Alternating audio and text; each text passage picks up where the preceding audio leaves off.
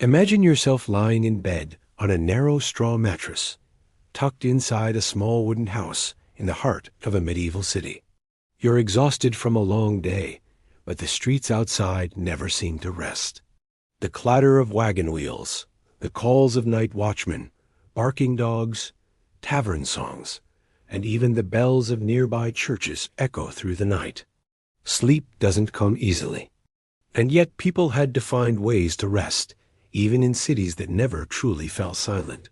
Welcome to History for Sleep. Tonight, we're going to drift back in time and explore the world of noisy, medieval cities, how ordinary people tried to fall asleep despite the chaos just outside their windows. You'll discover the strange habits, clever tricks, and even the myths people believed about nighttime rest centuries ago. Before we begin, I invite you to subscribe to this channel if you enjoy winding down with calming history. It helps you fall asleep while learning something fascinating at the same time. And let me know in the comments what parts of history you'd like me to cover.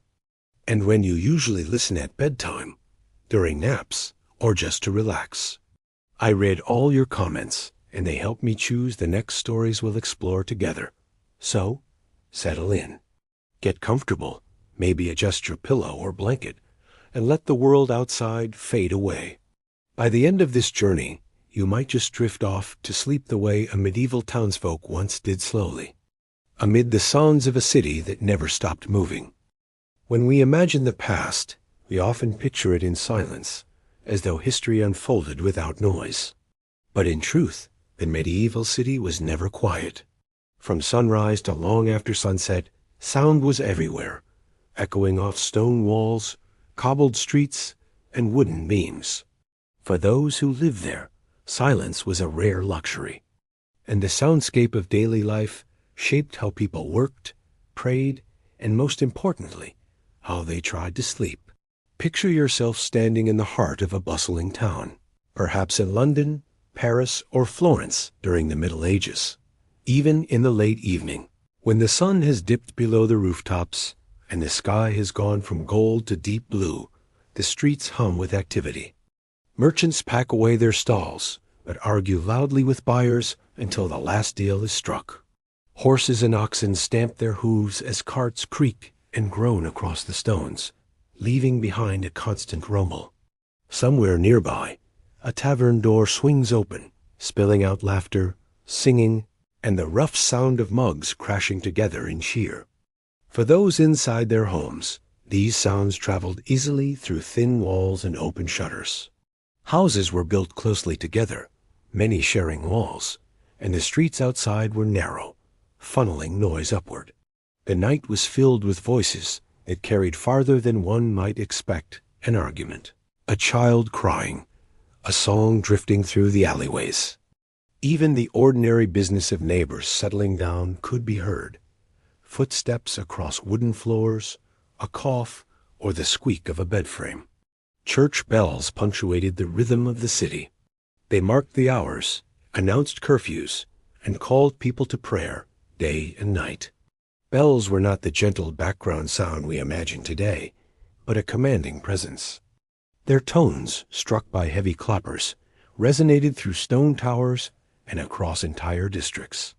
For those trying to sleep nearby, the bells might come as both comfort and disturbance, a reminder of order, yet a sudden burst of sound in the stillness of night. Animals added their voices to the chorus. Dogs barked, sometimes chasing intruders, or simply calling to one another. Roosters crowed at inconvenient hours, long before dawn. Pigs rooted through refuse, grunting and squealing as they moved from one pile of scraps to another. Horses whinnied in stables, and cats yowled in alleys. The city was alive not only with people, but with a constant population of creatures, and their noises became part of the urban background. The soundscape changed with the seasons. In summer, when heat drove people outdoors, streets stayed lively well into the night. Conversations floated out of open windows, and gatherings lingered in courtyards. In winter, though, people crowded closer to their hearths, and the muffled crackle of fires and the whistle of wind through gaps in the wood became the prominent sounds.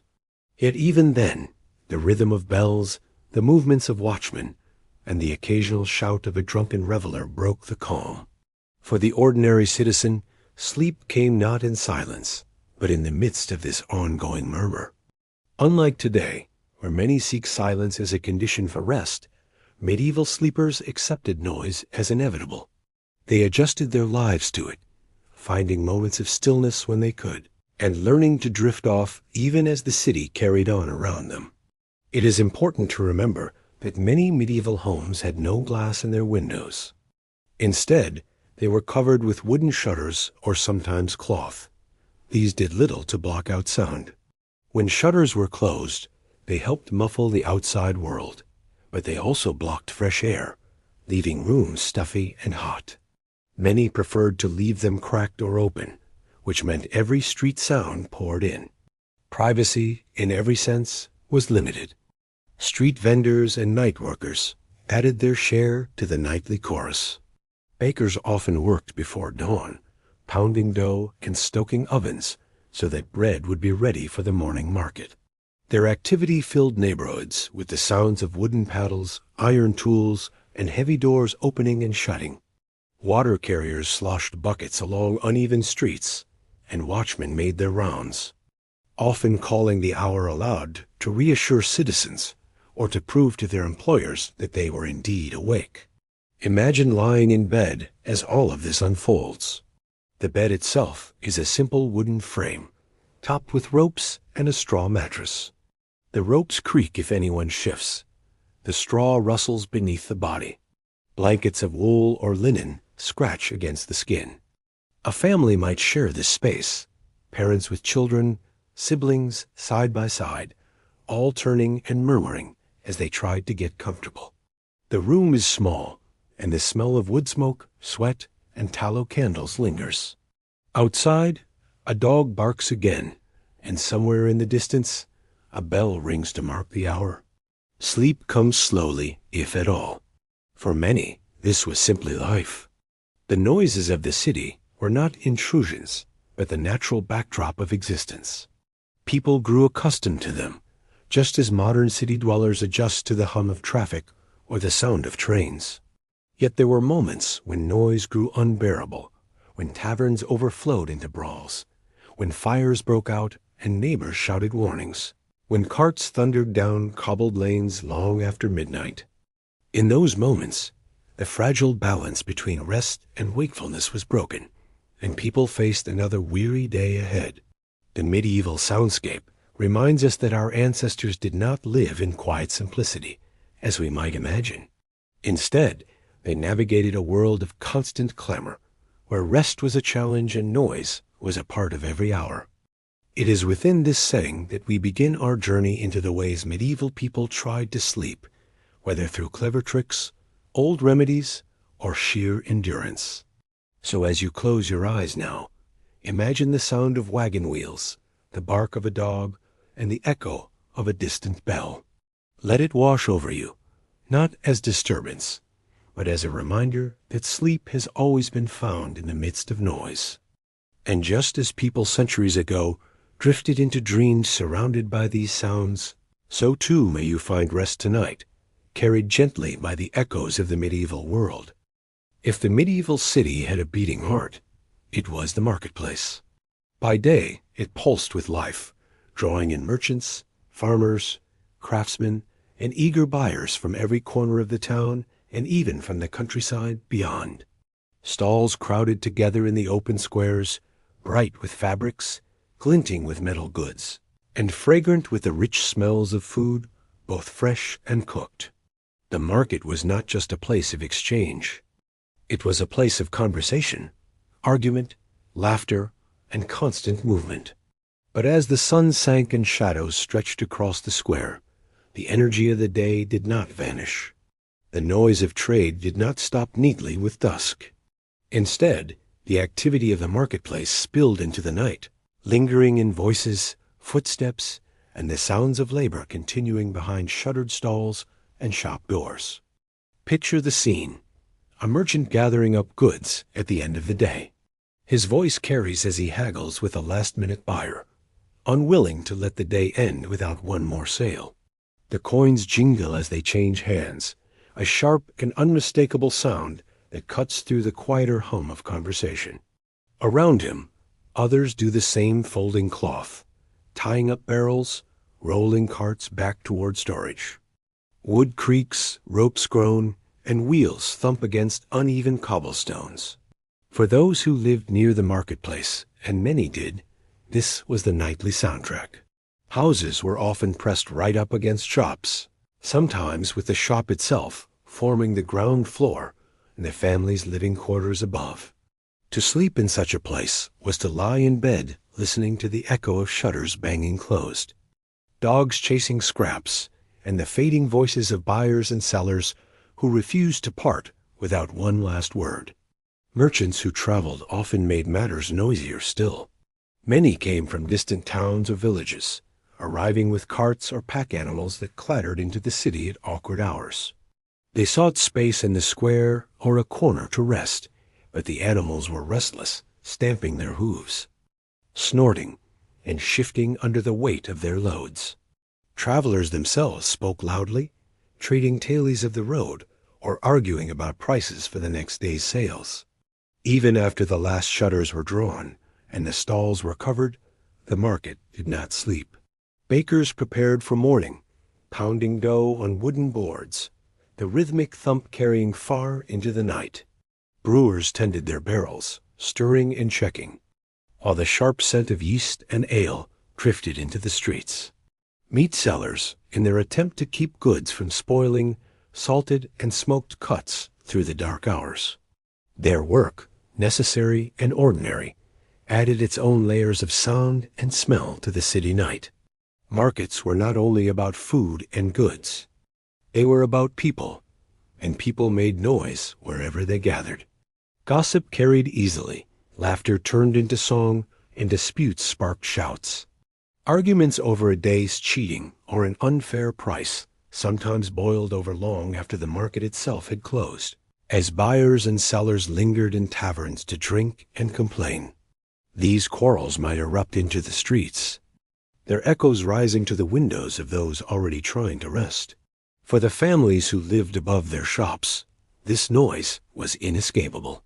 Their bedrooms might be little more than lofts above the day's trade, still holding the smell of leather, cloth, or food long after work had ended. Children tossed and turned as footsteps echoed below, and weary parents whispered in hopes of calming them back to sleep. Yet even as they drifted off, another sound, a rolling cart, a barking dog, or a sudden knock at the door might stir them awake again. Seasonal fairs brought the market's noise to an even higher pitch. These were special days when merchants from far and wide crowded into the city, setting up extra stalls and filling streets with tents and wagons. The hum of trade became a roar, lasting from early morning until well into the night. Music accompanied the fair fiddles, drums, and singing. Performers entertained, drawing clapping crowds. Fire eaters, jugglers, and storytellers all added their voices to the tumult. At night, these fairs transformed the city into something resembling an unending festival. Torches blazed, shadows danced across walls, and the market square was alive with sound long after curfew bells had rung. For residents nearby, sleep was nearly impossible. The merriment, however, was not unwelcome to all. Many joined in, blurring the line between market and tavern, trade and celebration.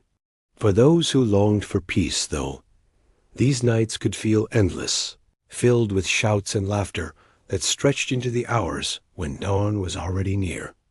The sounds of the market carried even farther than the square itself. Carts rolled through narrow lanes, wheels thundering over cobblestones as goods were delivered to inns and taverns. The cries of vendors hawkers selling leftover wares echoed through neighborhoods. Fresh fish, fine bread, sweet pears. These calls rang out whether the hour was appropriate or not, because profit could not wait for silence. The medieval market was more than commerce. It was the heartbeat of a city, and like a heart, it never fully rested. At night, Its rhythm slowed, but did not stop. Instead, it pulsed in quieter but no less persistent ways. A merchant's footsteps echoing in the square, the clink of coins still being counted, the murmur of traders preparing for the next day's bustle. Imagine again that you are trying to sleep nearby. Your bed creaks as you shift, the straw mattress sighing under your weight.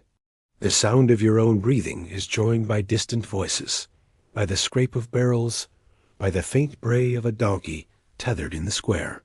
Slowly, your ears adjust, and these sounds blend into something familiar, something almost lulling.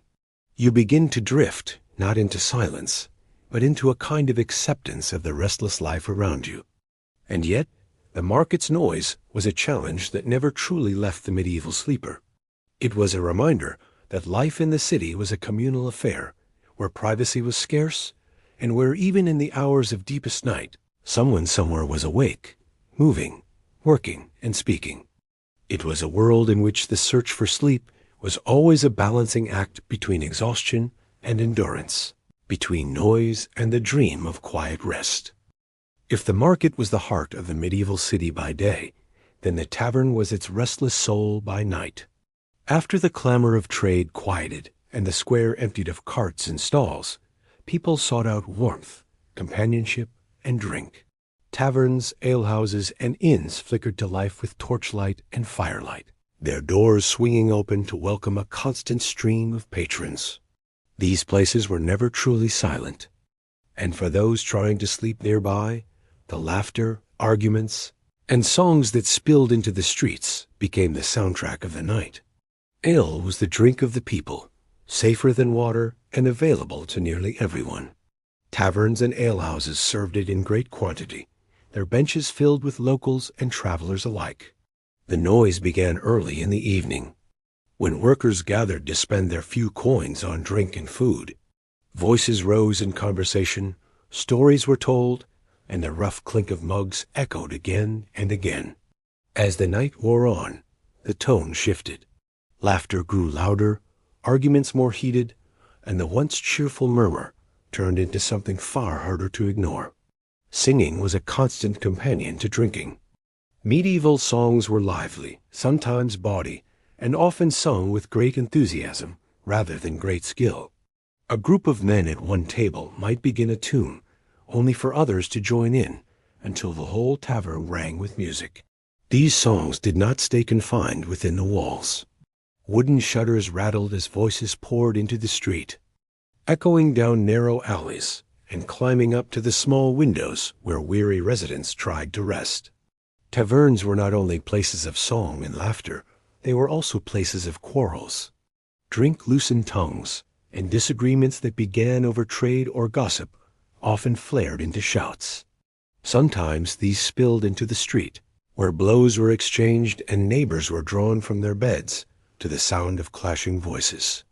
For those lying in straw mattresses above the commotion, every raised word was another reason to turn and sigh, pressing a pillow tighter to their ears. The alehouse, simpler than the tavern, had its own share of noise. These were humbler establishments, often run from private homes, where ale was brewed and sold by the jug. Neighbors gathered in these spaces, their conversations rising and falling just outside thin walls. Because alehouses were scattered across neighborhoods, their influence reached deep into residential streets, meaning there was hardly a corner of the city untouched by the sound of drinkers. Inns brought their own mixture of noise. Travelers gathered in common rooms, sharing tales of the road, eating together, and often singing as merrily as any townsfolk. Horses in the stables added their calls to the chorus, stamping hooves, snorting, and whinnying as they were fed or watered. Inns were rarely peaceful, and to sleep in one was to share not only a bed with strangers, but also the clamor of conversation. That went on until the small hours of the morning. The songs of the tavern had a peculiar way of reaching beyond their walls. Imagine a group of men singing a drinking song, voices slurred but full of spirit. The melody carries into the night, echoing off stone and timber. Neighbors grumble, but children, listening half awake, might hum the tune to themselves before drifting into dreams. For some, the sound of songs, though loud, was comforting proof that life around them was thriving, that the city was alive and full of voices. Of course, not everyone saw it this way. City authorities often tried to impose curfews, ringing bells to announce the hour when taverns should close. But these laws were difficult to enforce, and taverns often ignored them. The watchmen who patrolled the streets sometimes joined in the revelry themselves, drinking and singing instead of silencing the noise. The result was that curfews were more often broken than respected, leaving the night as lively as the day. There was also the music of the wandering minstrel, or troubadour. These performers, carrying lutes, fiddles, or pipes, moved from tavern to tavern, offering songs and stories in exchange for food, drink, or coin.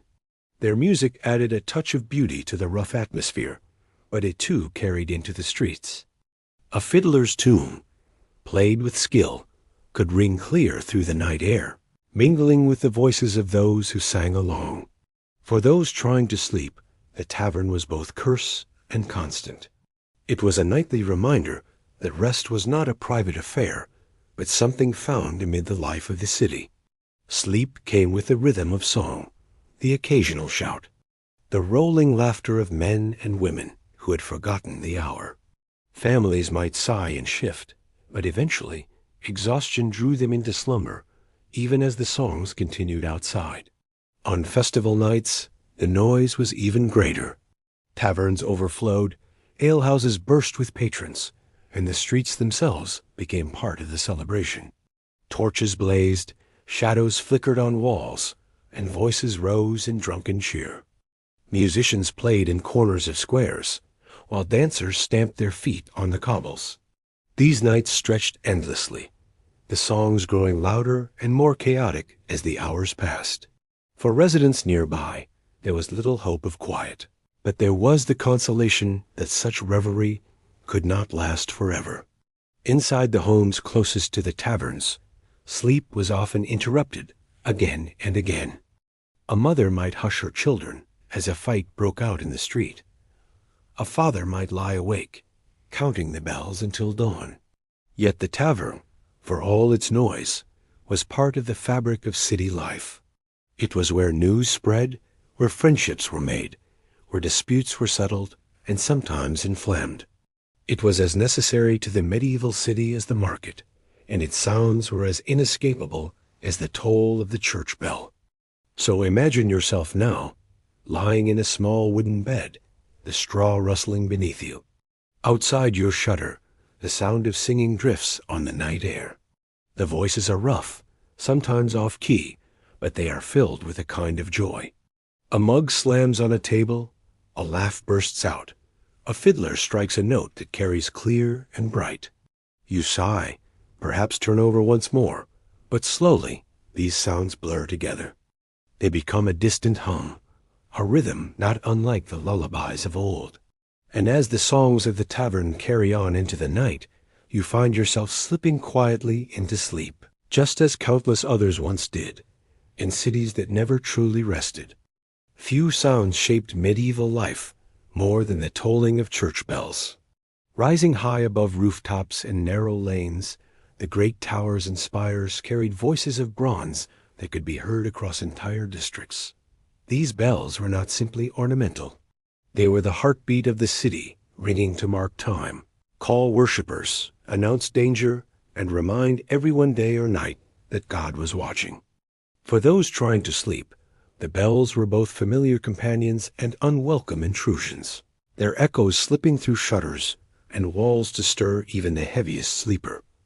Imagine the evening in a medieval town. The marketplace is finally settling, taverns are beginning to fill, and families retreat into their homes. Then, with a sudden crash of sound, the great bell of the church tower begins to toll. Its deep voice rolls over the rooftops, reverberating against stone and timber, counting out the hour for all to hear. For a moment, conversations pause, footsteps falter, and all ears turn to the sound. For city dwellers, the bells were more than background. They were markers of life itself, guiding the rhythm of work, prayer, and rest. The bells rang for many reasons. They rang to announce the canonical hours times of prayer, such as matins, lauds, vespers, and compline. In monasteries, these calls ordered the day and night of monks, but in cities, the bells carried into every street, reminding citizens of the holy rhythm that underpinned their lives. They also rang to mark curfews, warning people to put out their fires and settle indoors. For a parent trying to hush a restless child, the curfew bell was both a relief and a frustration. It meant the streets might grow quieter soon, but the ringing itself was loud enough to stir the little one awake again. The bells also served as alarms. When fire broke out in a city, a common and dreaded danger, the bells clanged furiously to summon help. Their urgent peals cut through the night, louder and faster than any ordinary toll. Citizens would leap from their beds, rushing to buckets or forming chains to pass water. For those who lived close to the church, the sudden explosion of sound could be overwhelming, a shock that jolted them out of slumber. Not all bell ringing was so dire. Bells marked weddings, with long peals that echoed joyously across the city. They tolled for funerals, solemn and slow, announcing to all that a soul had departed. They rang on feast days with patterns of melody, filling the streets with waves of sound that seemed almost musical. Yet even in their most celebratory tones, they were inescapable. A family in their bedchamber, hoping for peace, had no choice but to listen as the bells rang on and on. For those who lived near a great cathedral or parish church, the bells could feel omnipresent. Their sound rolled through open windows, rattled wooden shutters, and vibrated faintly in the very beams of a house.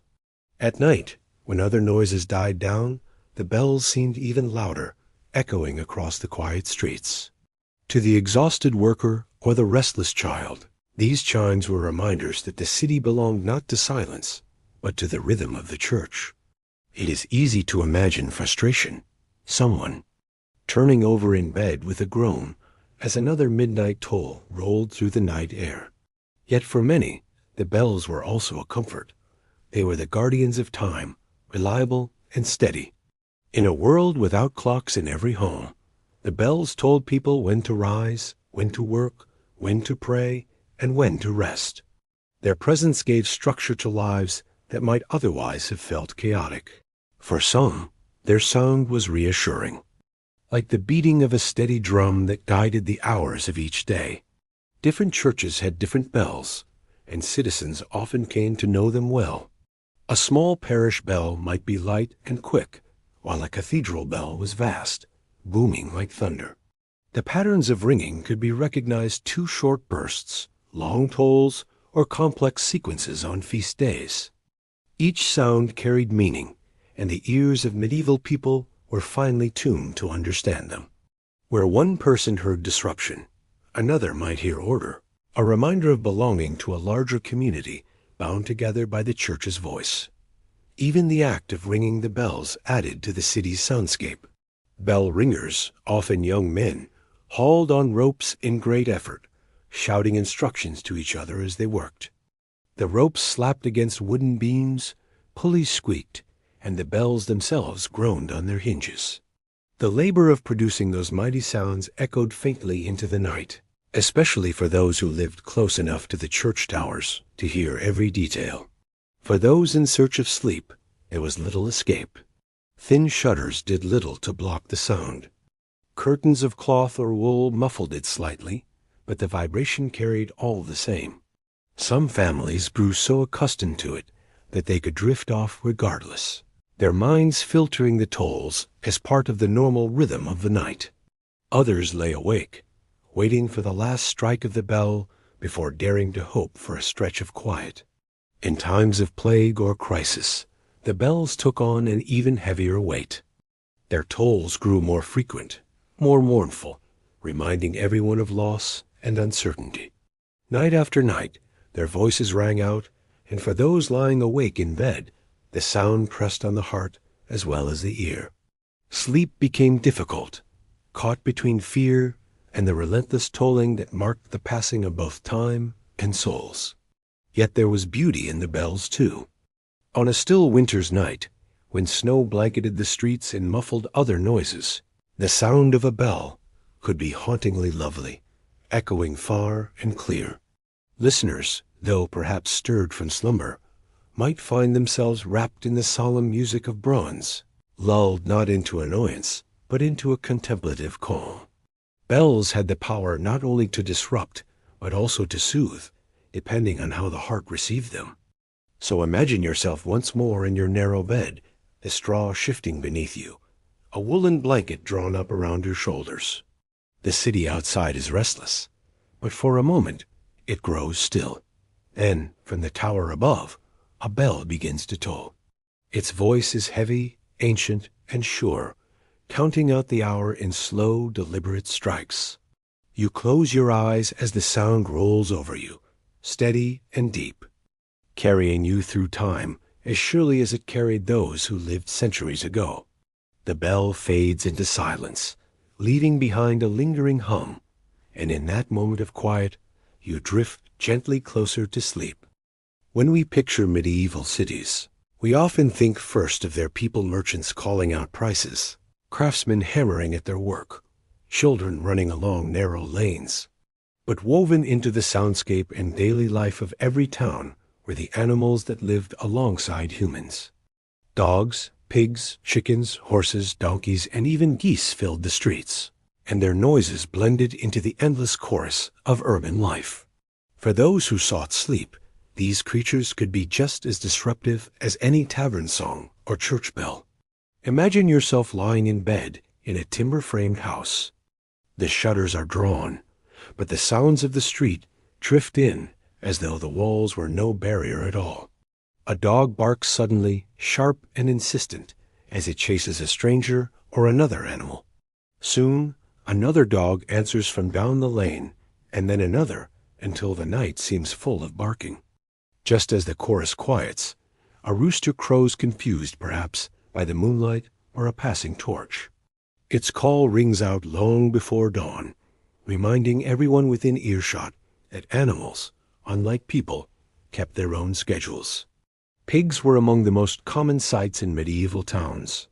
They roamed freely, rooting through refuse heaps and scraps tossed into the street. Their grunts, squeals, and snorts filled alleyways, especially in the evenings when households discarded the remains of supper. A startled pig could shriek loudly enough to wake an entire household, and more than one weary sleeper must have groaned when a squeal echoed beneath their window in the middle of the night. Horses, too, made their presence known. They were essential for transport and trade, pulling carts, carrying riders, or waiting tethered in courtyards. At night, when inns filled with travelers, the stables were rarely silent. Hooves struck against wooden floors, harnesses jingled, and horses whinnied for food or water. The sharp sound of iron shoes on cobblestone carried easily. A sudden clatter that could jolt someone awake just as they were beginning to drift into dreams. Donkeys and mules, beasts of burden for many poorer traders, added their own distinct voices. Their brays were loud, harsh, and impossible to ignore. To a child lying in a darkened room, the sound of a donkey braying in the street might feel strange, even frightening, like a cry echoing in the night. Parents comforted them, murmuring softly, reminding them it was only an animal and nothing more. Even smaller creatures made their mark.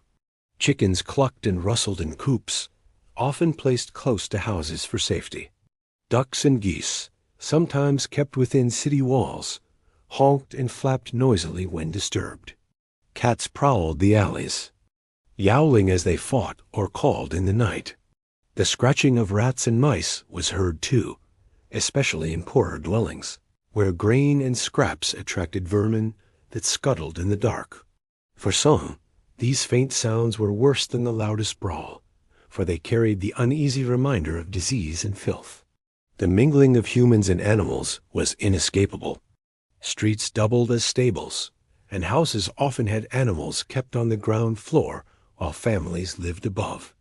The line between human and animal life blurred, and with it, the soundscape of day and night. To sleep in such a city was to accept that the grunts, barks, and clucks of animals were as constant as the voices of neighbors. Animals could also be a kind of protection. A barking dog might drive away thieves, a goose's honk might warn of strangers, and even the bray of a donkey could startle someone with ill intent. For families, these noises, though disruptive, were also reassuring. They reminded them that life surrounded them, and that dangers might be warded off by the cries of their creatures. Yet there were moments when the animals themselves caused real chaos. Fires sometimes startled pigs into squealing panics that filled the air. Horses, spooked by sudden noises, could stampede down narrow lanes, their hooves clattering like thunder. Roosters crowed in endless succession, each answering the other, until the whole street seemed to awaken before its time. And of course, when animals were slaughtered for food, their cries filled the air with sharp reminders of the life and death that sustained the city. For medieval sleepers, these sounds could not be shut out with double-glazed windows or heavy doors. The thin wooden shutters, the open gaps in walls, and the crowded proximity of neighbors meant that the night was alive with the sounds of beasts. A traveler might marvel at the noise, finding it strange and overwhelming. But for those who lived in the city day after day, these sounds became almost ordinary, a kind of background hum to which the body adjusted. Imagine again the nighttime room. A family lies together on a straw mattress, wrapped in blankets. Outside, a dog barks and a pig grunts. A rooster crows too early, its call sharp against the silence. Someone sighs, shifting on the mattress. A mother hushes her child, whispering that it is nothing, only the animals. Slowly, despite the noise, the household drifts into rest, their dreams mingling with the sounds of beasts that never truly slept. There was, perhaps, a rhythm to it all. The steady rustling of pigs, the occasional bark of a dog, the faint whinny of a horse.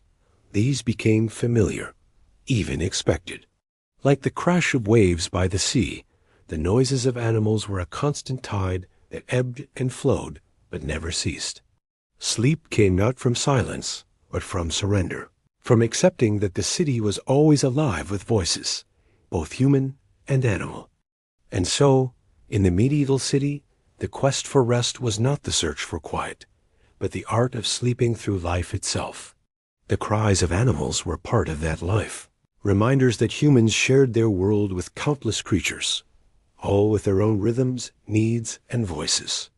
In their company, people found rest, not despite the noise, but with it as part of the lullaby of their nights. In the quiet hours of the medieval night, when the marketplace had emptied, the taverns had grown quieter, and even the animals in the streets began to settle. One group of men kept moving through the city, the watchmen. Their job was to guard against thieves, fires, and trouble of every kind. But their presence was not silent. The calls of the watchmen echoed through the lanes and alleys, shaping the experience of night in ways both reassuring and unsettling. Imagine lying in bed in a narrow wooden house, the straw beneath you rustling as you shift. Outside, footsteps crunch on the cobblestones, steady and deliberate. A moment later, a voice rings out, strong and practiced, declaring the hour. Midnight, and all is well. For some, the sound is comforting. It means that the watch is awake, that danger is being kept at bay. For others, it is an intrusion, a sudden break in the fragile stillness that might have led to sleep. The role of the watchman was vital. Cities were crowded and vulnerable, their timber-framed houses packed closely together, their streets full of shadows. A single spark could ignite a fire that devoured entire neighborhoods. Thieves and cutpurses prowled, waiting for dark corners to give them cover. Drunken brawls spilled from taverns into the streets. The watchmen were meant to keep order, to be the eyes and ears of the city when most people slept. But to do this, they had to be heard. Their calls announced not only the hour, but also the state of the night. a cry of all's well, was a reassurance, but a shout of fire, was a jolt of terror, summoning people from their beds to rush with buckets and ladders. The sound of a horn or clapper could rouse whole neighborhoods. Every household stirred from slumber at once. The watchmen often carried lanterns or torches, their light flickering against the walls of houses. The glow, glimpsed through shutters or cracks, was another reminder of their presence. Alongside the light came the sound of weapons, the jingle of chainmail, the creak of leather belts, the clatter of staves or swords against armor. Even when they did not call out, the mere passing of the watch was marked by a trail of sound that drifted into the rooms of sleeping families. For many, the watchmen's voices became part of the rhythm of the night. Just as the bells marked the hours from above, the watchmen marked them from the ground, a human echo to the tolling of bronze. Their cries carried far in the stillness, bouncing between narrow lanes, overlapping as patrols crossed paths. A sleeper might half dream of their voices, weaving the calls into dreams of fire, thieves, or midnight streets. The nature of the watch varied from city to city. In some places, watchmen were paid professionals, men trained and organized. In others, citizens took turns, each responsible for a share of the night's duty.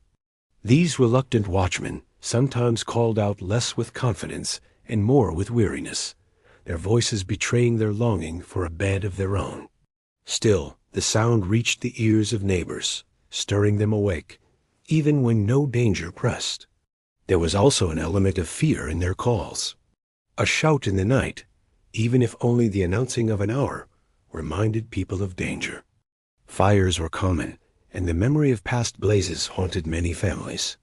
A voice breaking the silence could cause hearts to race, children to stir, and parents to listen closely, wondering if this time the watchman cried fire or thieves instead of all is well. Sometimes the watchmen themselves were less than diligent. Records tell of men who drank on duty, their calls slurred or forgotten altogether. Others sang bawdy songs, laughed, or argued as they patrolled, disturbing the very peace they were meant to guard. To a weary resident, it hardly mattered whether the noise came from tavern-goers or the watchman. The effect was the same another interruption in the search for rest. Yet there were those who found comfort in the sound. To lie awake and hear the steady announcement of the hours was to know that time was being kept, that the night was not endless. In a world without clocks by every bedside, the calls of the watchman were markers of progress toward dawn. Each declaration, 10 o'clock, 11, midnight, was a step closer to morning light and the day's return. For some, this was enough to soothe them back into slumber. The equipment of the watch added to the nocturnal soundscape. Many carried rattles or wooden clappers, striking them together to alert citizens of their approach. The sharp, rhythmic clack of wood echoed through lanes, startling dogs and waking sleepers. Horns, too, were used, their blasts sudden and powerful, carrying far into the night air. These tools served their purpose, but they also ensured that the night was never truly still. Imagine again the experience of the medieval sleeper. You lie in a crowded room with your family, the air heavy with the smell of smoke and straw. Outside, you hear the slow tread of boots, the faint rattle of a clapper, and then a voice calling, 2 of the clock, and all is well. You sigh, shifting on your mattress. The voice is loud, but it is also familiar, and as the sound fades into the distance, you let it carry you into dreams. In those dreams, the voice becomes something else, a guardian, a presence that walks the night while you rest. The watchman's calls were not only practical, but symbolic. They represented the city's attempt to impose order on the chaos of night. In the darkness, where dangers multiplied and fears grew, the watchmen's voices declared that someone was awake, someone was watching. The reassurance came at a cost, the disruption of sleep, but it was a price many were willing to pay for the sense of safety it brought. Of course, not everyone appreciated them. Some households cursed the noise, complaining that the watchman made rest impossible. Others simply accepted the voices as another part of city life, as ordinary as barking dogs or tolling bells. Over time, the calls blended into the background of memory, becoming part of the lullaby of the medieval night. So as you close your eyes and imagine the city long ago, think of the watchmen pacing the streets.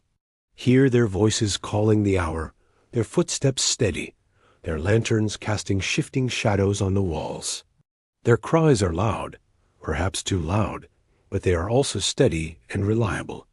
And as their sound fades into the distance, you find yourself, like so many before you, drifting toward rest, cradled by the knowledge that the city was never entirely left to the darkness. When we think of noise in a medieval city, we often imagine the loud voices of taverns, the tolling of church bells, or the barking of restless dogs. But there was another kind of disturbance that filled the streets, one that was both unavoidable and unforgettable: the daily business of waste. Medieval cities were crowded, bustling places, and where there were people, animals, and markets, there was also refuse. The movement of waste through the streets created not only powerful smells, but also sounds that intruded into every corner of urban life, especially at night. Imagine the narrow lanes of a medieval town at dusk. Families have finished their suppers, and the remains of their meals, fish bones, cabbage leaves, gnawed bones, stale bread, are scraped from bowls and tossed into the street. Chamber pots are emptied from upper windows, the liquid splashing onto the stones below with a noise that cannot be mistaken. A shouted warning often preceded the act: "Guard Lou," or something similar, a cry meant to give passers-by a chance to dodge. For the unlucky ones who didn't hear in time, the splash was both startling and unpleasant. The sound of waste being flung into the street was one every city dweller knew well. By day, these streets filled with refuse. By night, they became even more alive with the noise of scavenging. Dogs pawed through scraps, their claws clicking on stone as they searched for bones or bits of fat. Pigs rooted noisily, snorting and squealing with delight as they uncovered morsels. Rats and mice scurried, their tiny feet pattering along walls and gutters. The city did not sleep, because its refuse attracted hungry creatures at every hour. Waste collectors, too, added to the nocturnal soundscape. Many towns employed men to cart away refuse, though their work was uneven and often poorly enforced. When they did appear, their wooden carts rumbled loudly across cobblestones, wheels squeaking, axles groaning.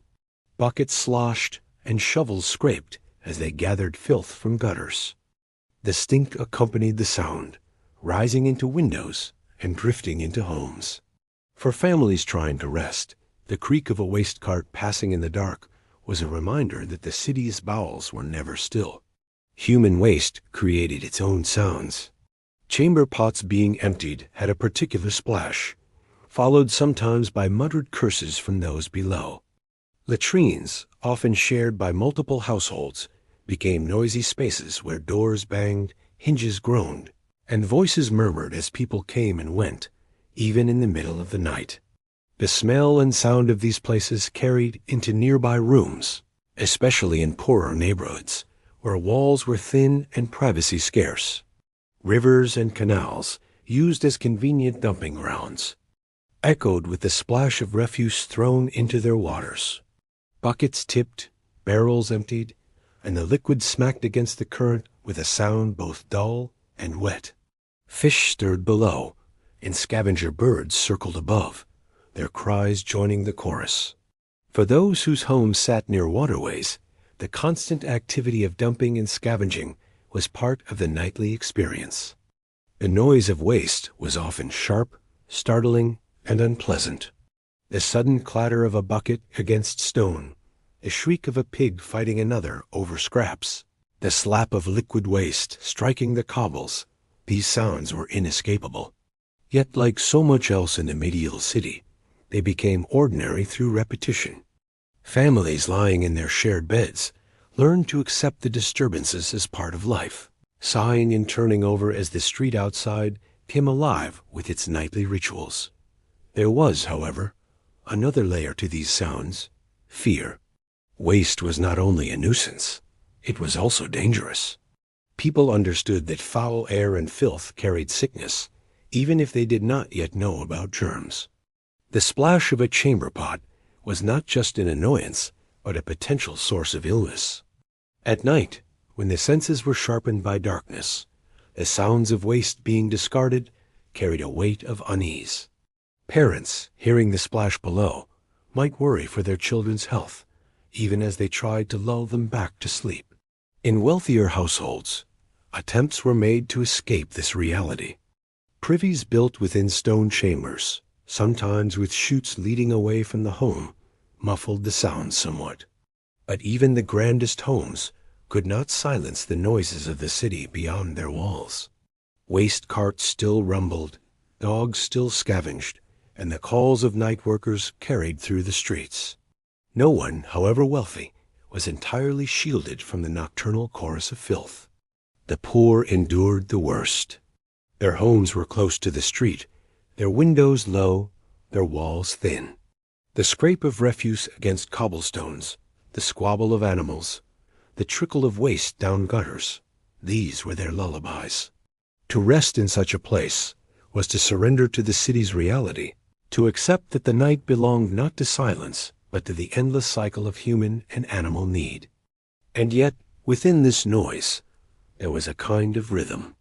The cart creaked, the dogs barked, the pigs squealed, the splash echoed, and then all fell quiet until the next act began. Like waves crashing against a shore, the sounds came and went, relentless but predictable. Over time, even these harsh noises could blend into the background, their repetition forming a strange kind of familiarity that allowed sleep to return. So imagine yourself once more in a medieval bed, lying in a cramped chamber with your family. Outside, you hear the faint scrape of a shovel, the rumble of a cart, the sharp squeal of a pig finding something to eat. A moment later, a splash echoes through the street, and someone mutters in annoyance.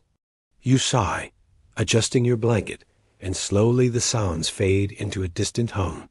They are unpleasant, yes, but they are also the sounds of life continuing.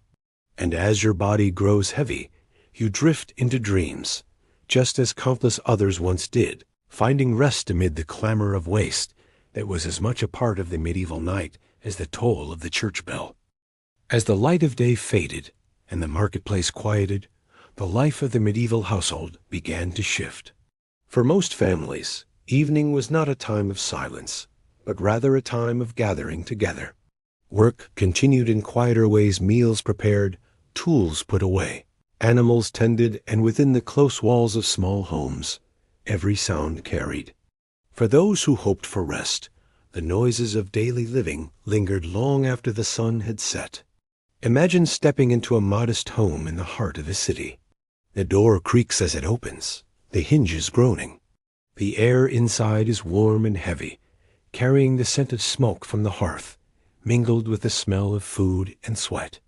The family moves about, voices soft but constant. A child laughs, another fusses. A mother stirs a pot, the wooden spoon scraping against iron. A father shifts a stool, its legs dragging across the wooden floor. Each sound is small on its own, but together they form a hum of domestic life that fills the evening. The architecture of homes made these noises difficult to escape. Walls were thin, floors creaked, and ceilings were low. A movement in one room could be heard easily in another. Families often lived together in a single space, with little separation between areas for eating, sleeping, and working. Privacy was rare, and so was silence. For a child trying to fall asleep early, the sound of whispered conversation nearby might stretch on endlessly, while parents prepared for the next day. Fires were the center of household life after sunset. The crackle of flames, the hiss of water poured into hot pots, the snapping of wood as it burned. These were the sounds that marked the transition from day to night. The fire gave warmth and light, but it also gave noise, a constant flickering voice in the dark. Even as families settled to rest, the fire's presence was felt in every crackle and pop. Candles, too, made their mark. Tallow candles sputtered as they burned, their flames uneven and smoky. The faint hiss of melting fat, the occasional drip landing on a wooden table, were sounds subtle but noticeable in the stillness of night. For those drifting toward sleep, even these faint noises could feel amplified, reminders of the fragile glow that kept the darkness at bay. Children were rarely quiet. In crowded rooms, they whispered, giggled, or argued over space in the shared bed. Infants cried, their wails carrying easily through thin walls and waking not only siblings, but sometimes neighbors as well. Parents hushed them with soft murmurs, rocking them, their footsteps pacing the small floorboards. The rhythm of lullabies filled the space, gentle songs repeated again and again, drifting into the night like prayers against sleeplessness. The rhythm of work did not always end at sunset. Women mended clothes by firelight, their needles clicking against thimbles. Men sharpened tools, the rasp of stone against metal ringing softly in the room. Grain was ground, bread was prepared for the morning, and leather was cut and stitched. These were not loud tasks, but their sounds carried into the ears of those lying nearby, trying to drift into rest. Outside the household, neighbors' lives were just as present. Thin walls and shared courtyards meant that one family's laughter, arguments, or footsteps became another's bedtime noise. A quarrel next door might carry clearly through the night, the words indistinguishable, but the tone unmistakable. A neighbor's cough, or the squeak of their bed frame, might punctuate the hours. The closeness of urban life meant that no one truly lived in isolation. Every household was part of a wider web of sound. The animals kept within homes added their own voices. Chickens sometimes roosted indoors, clucking softly. Goats or pigs, brought in for protection, shifted and grunted. Dogs lay by the fire, occasionally barking in their sleep. Even in moments of quiet, a sudden snort or rustle could stir a restless sleeper. These animals were part of the household, but their presence made the night even less still. Wealthier households offered more separation, but not necessarily silence.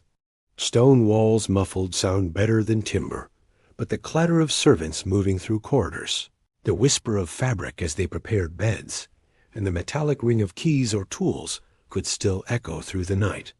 The noise was different, quieter, perhaps more controlled, but it was no less constant. There was also the sound of preparation for sleep itself. Straw mattresses rustled as families settled, blankets shifted, wooden bed frames creaked. In crowded rooms, these movements were multiplied, a chorus of shifting bodies and sighs. Someone coughed, another whispered a prayer, and finally the slow rhythm of breathing filled the air. Yet even then, the night was not silent. The city outside continued to intrude distant bells, barking dogs, voices drifting in through shutters left ajar. For medieval people, the household was a place of safety, but not necessarily of quiet. The walls separated them from the open street, yet within those walls, the closeness of family, neighbors, animals, and daily tasks created its own soundscape. Sleep came not through silence, but through familiarity, through learning to rest amid the hum of life continuing. So, imagine yourself lying on a straw mattress in such a room. The fire pops softly in the hearth, casting flickering shadows. A child murmurs beside you. Another turns in their sleep, the bed creaking beneath their weight. Outside, you hear a faint voice from a neighbor, and farther still, the bark of a dog. You sigh, pulling a woolen blanket tighter. The noises are constant, but they are ordinary, woven into the fabric of life.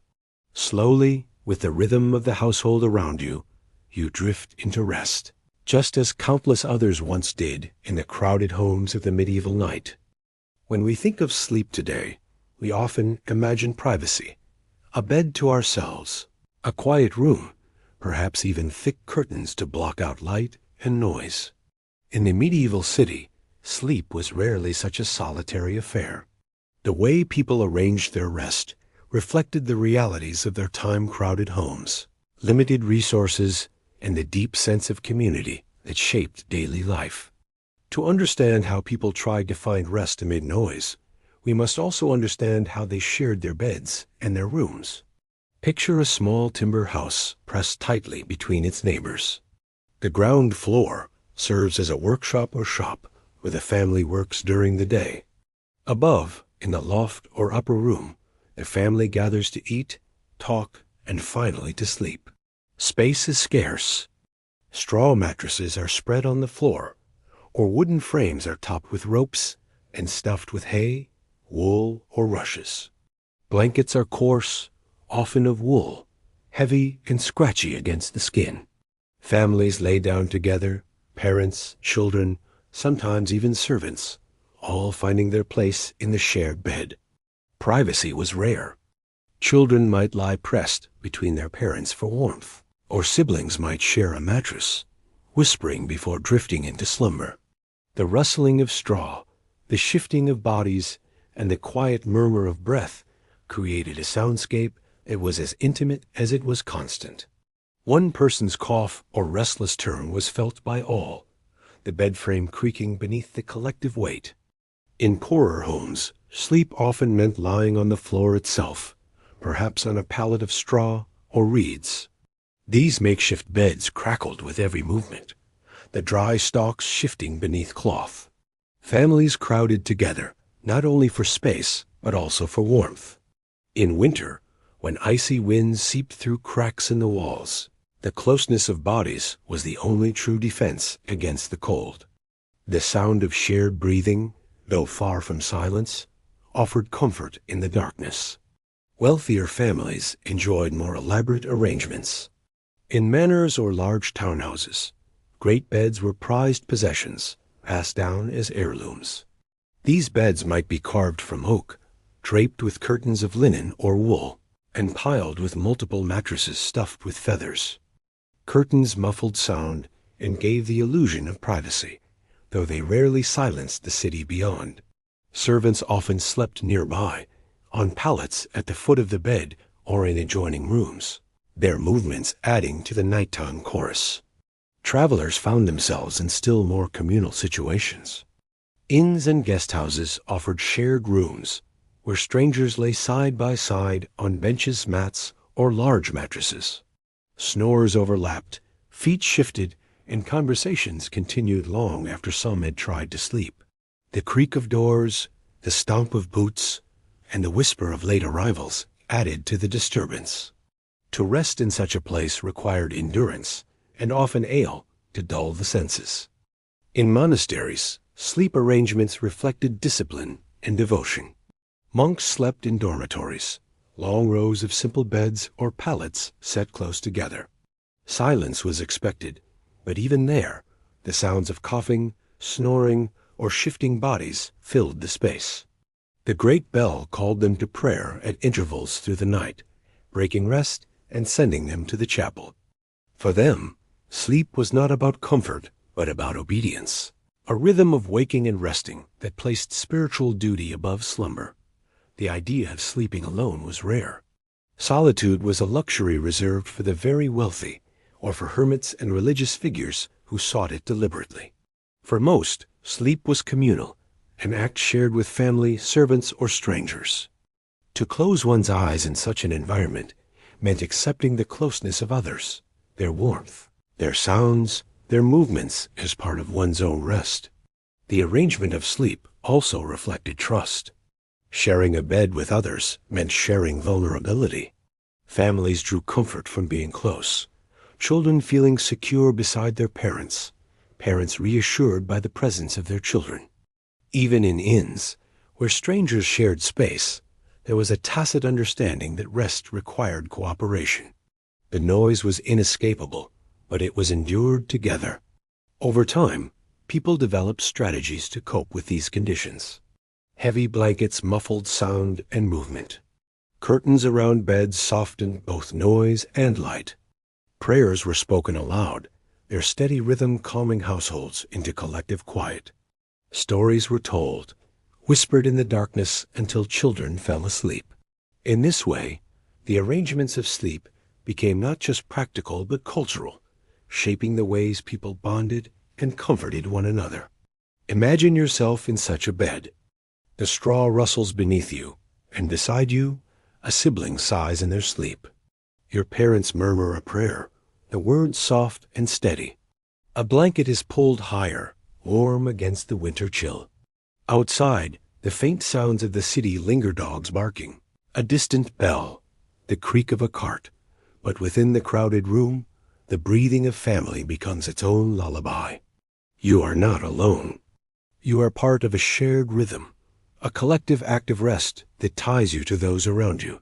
For medieval people, sleep was never entirely private, but it was deeply human. The closeness of family and community meant that even amid noise and discomfort, rest was possible. Not because the world outside was silent, but because the bonds of life inside the home gave shape to the night. And so, in the medieval city, sleeping arrangements were not only about where one lay down, but about who lay beside you, whose voice whispered in the dark, and whose warmth carried you through the long hours until morning. For all the clamor of medieval cities, the markets by day, the taverns by night, the church bells, the animals, the watchmen, and the constant movement of people, there were always efforts, however small, to carve out moments of peace. People valued sleep, even if it was elusive, and they experimented with ways to soften the world's noise. These attempts were rarely perfect, but they reveal how deeply people longed for quiet amid the relentless hum of urban life. Imagine a modest home pressed close against its neighbors. The street outside is alive with distant shouts and the barking of dogs. Inside, a family begins their nightly ritual. Wooden shutters, creaky on their iron hinges, are pulled closed with a thump. Gaps are stuffed with cloth or straw to block drafts. But these also serve to muffle sound. The shutters are not perfect, yet they dull the voices outside just enough to give the illusion of privacy. A sigh of relief passes through the room as the family feels a step closer to stillness. Curtains were another tool. Wealthier households could afford bed curtains, heavy cloths that hung from wooden frames around mattresses. These enclosed the sleeper in a cocoon, dimming the flicker of candlelight and softening the noises of the house. The muffled world within a curtained bed was warmer, darker, and quieter, and many must have cherished the sense of separation it offered. Even humbler families sometimes hung fabric to divide space, a simple sheet draped between sleeping areas, its folds catching sound just enough to make the night seem calmer. Rubs, rushes, and wall hangings played their part too. Floors strewn with rushes absorbed footsteps and muffled the scrape of stools. Tapestries hung on walls not only added color, but also softened echoes in large rooms. In smaller houses, mats of woven straw or wool served a similar role. Though these were not designed with soundproofing in mind, their presence lessened the sharpness of noises, turning clatter into murmur. Some families sought quiet through timing rather than tools. The tradition of segmented sleep, drifting off early, waking after a few hours, then sleeping again, fit the reality of noisy nights. During the first stretch of slumber, when exhaustion was strongest, people might fall asleep even through tavern songs or barking dogs. When they woke in the middle of the night, the city was often quieter, and they could use that stillness for prayer, reflection, or hushed conversation before returning to bed. By adjusting their rhythms, they found a way to coexist with the city's unending voice. There were also natural remedies. Herbal pillows stuffed with lavender, chamomile, or valerian were thought to calm the mind and soothe rest. The faint scent, carried with each breath, was believed to make sleep easier, even when noise intruded. Some households brewed teas or tinctures, sipping them before bed as a kind of nightly ritual. The soft clink of pottery cups, the hiss of water poured into herbs, became part of the soundscape of preparing for rest. Faith provided comfort as well. Evening prayers, spoken aloud, settled households into a calmer state. The steady rhythm of words repeated night after night became a familiar signal that the day was ending. For children, the murmured prayers of their parents might serve as lullabies, words that carried them towards slumber, even as voices echoed faintly beyond the walls. Crosses hung above beds, charms placed beneath pillows. These too were believed to guard the sleeper, not from noise, but from the restless spirits and fears that might accompany the night. Some sought quiet by building upward or away. In larger houses, bedchambers were moved to upper floors, further from the street. The height dulled some of the racket, though not the toll of bells or the calls of watchmen. Others built thicker doors or placed storerooms at the front of houses, letting the goods absorb some of the sound before it reached the sleeping areas. Wealth could not buy silence, but it could buy distance. For those without means, small acts mattered most. A blanket hung across a doorway, a pot placed to catch dripping water before it echoed, or straw packed tightly against gaps in the wall. All were gestures toward stillness. They may not have created silence, but they created enough of a barrier to make rest possible. And sometimes the attempt at quiet came not from shutting out noise, but from transforming it. Families told stories to one another, voices rising just enough to drown the sounds outside. Lullabies carried children into sleep, even as dogs barked or bells tolled. By filling the space with their own chosen sounds, people reclaimed the night from the chaos beyond their walls. Of course, there were limits. A tavern brawl could not be ignored, nor could the urgent clang of bells warning of fire. But in the ordinary nights, when the city's voice was more murmur than roar, these small acts of resistance helped people find the peace they needed. So imagine yourself lying in a curtained bed. The shutters are closed, cloth packed into the cracks. The faint scent of herbs lingers from a pillow tucked beneath your head. Outside, you can still hear the muffled sound of footsteps, the distant bark of a dog, the echo of a cart rumbling away, but they are softer now, blurred into something almost gentle. Your family whispers a final prayer, the words drifting into the quiet. The fire pops once, then settles into a low crackle. And slowly, surrounded by the small defenses of your household, you drift into slumber, cradled not by silence, but by the attempt to make the world just a little quieter. In a world where silence was rare and nightly rest was fragile, many medieval people turned to the soothing power of plants.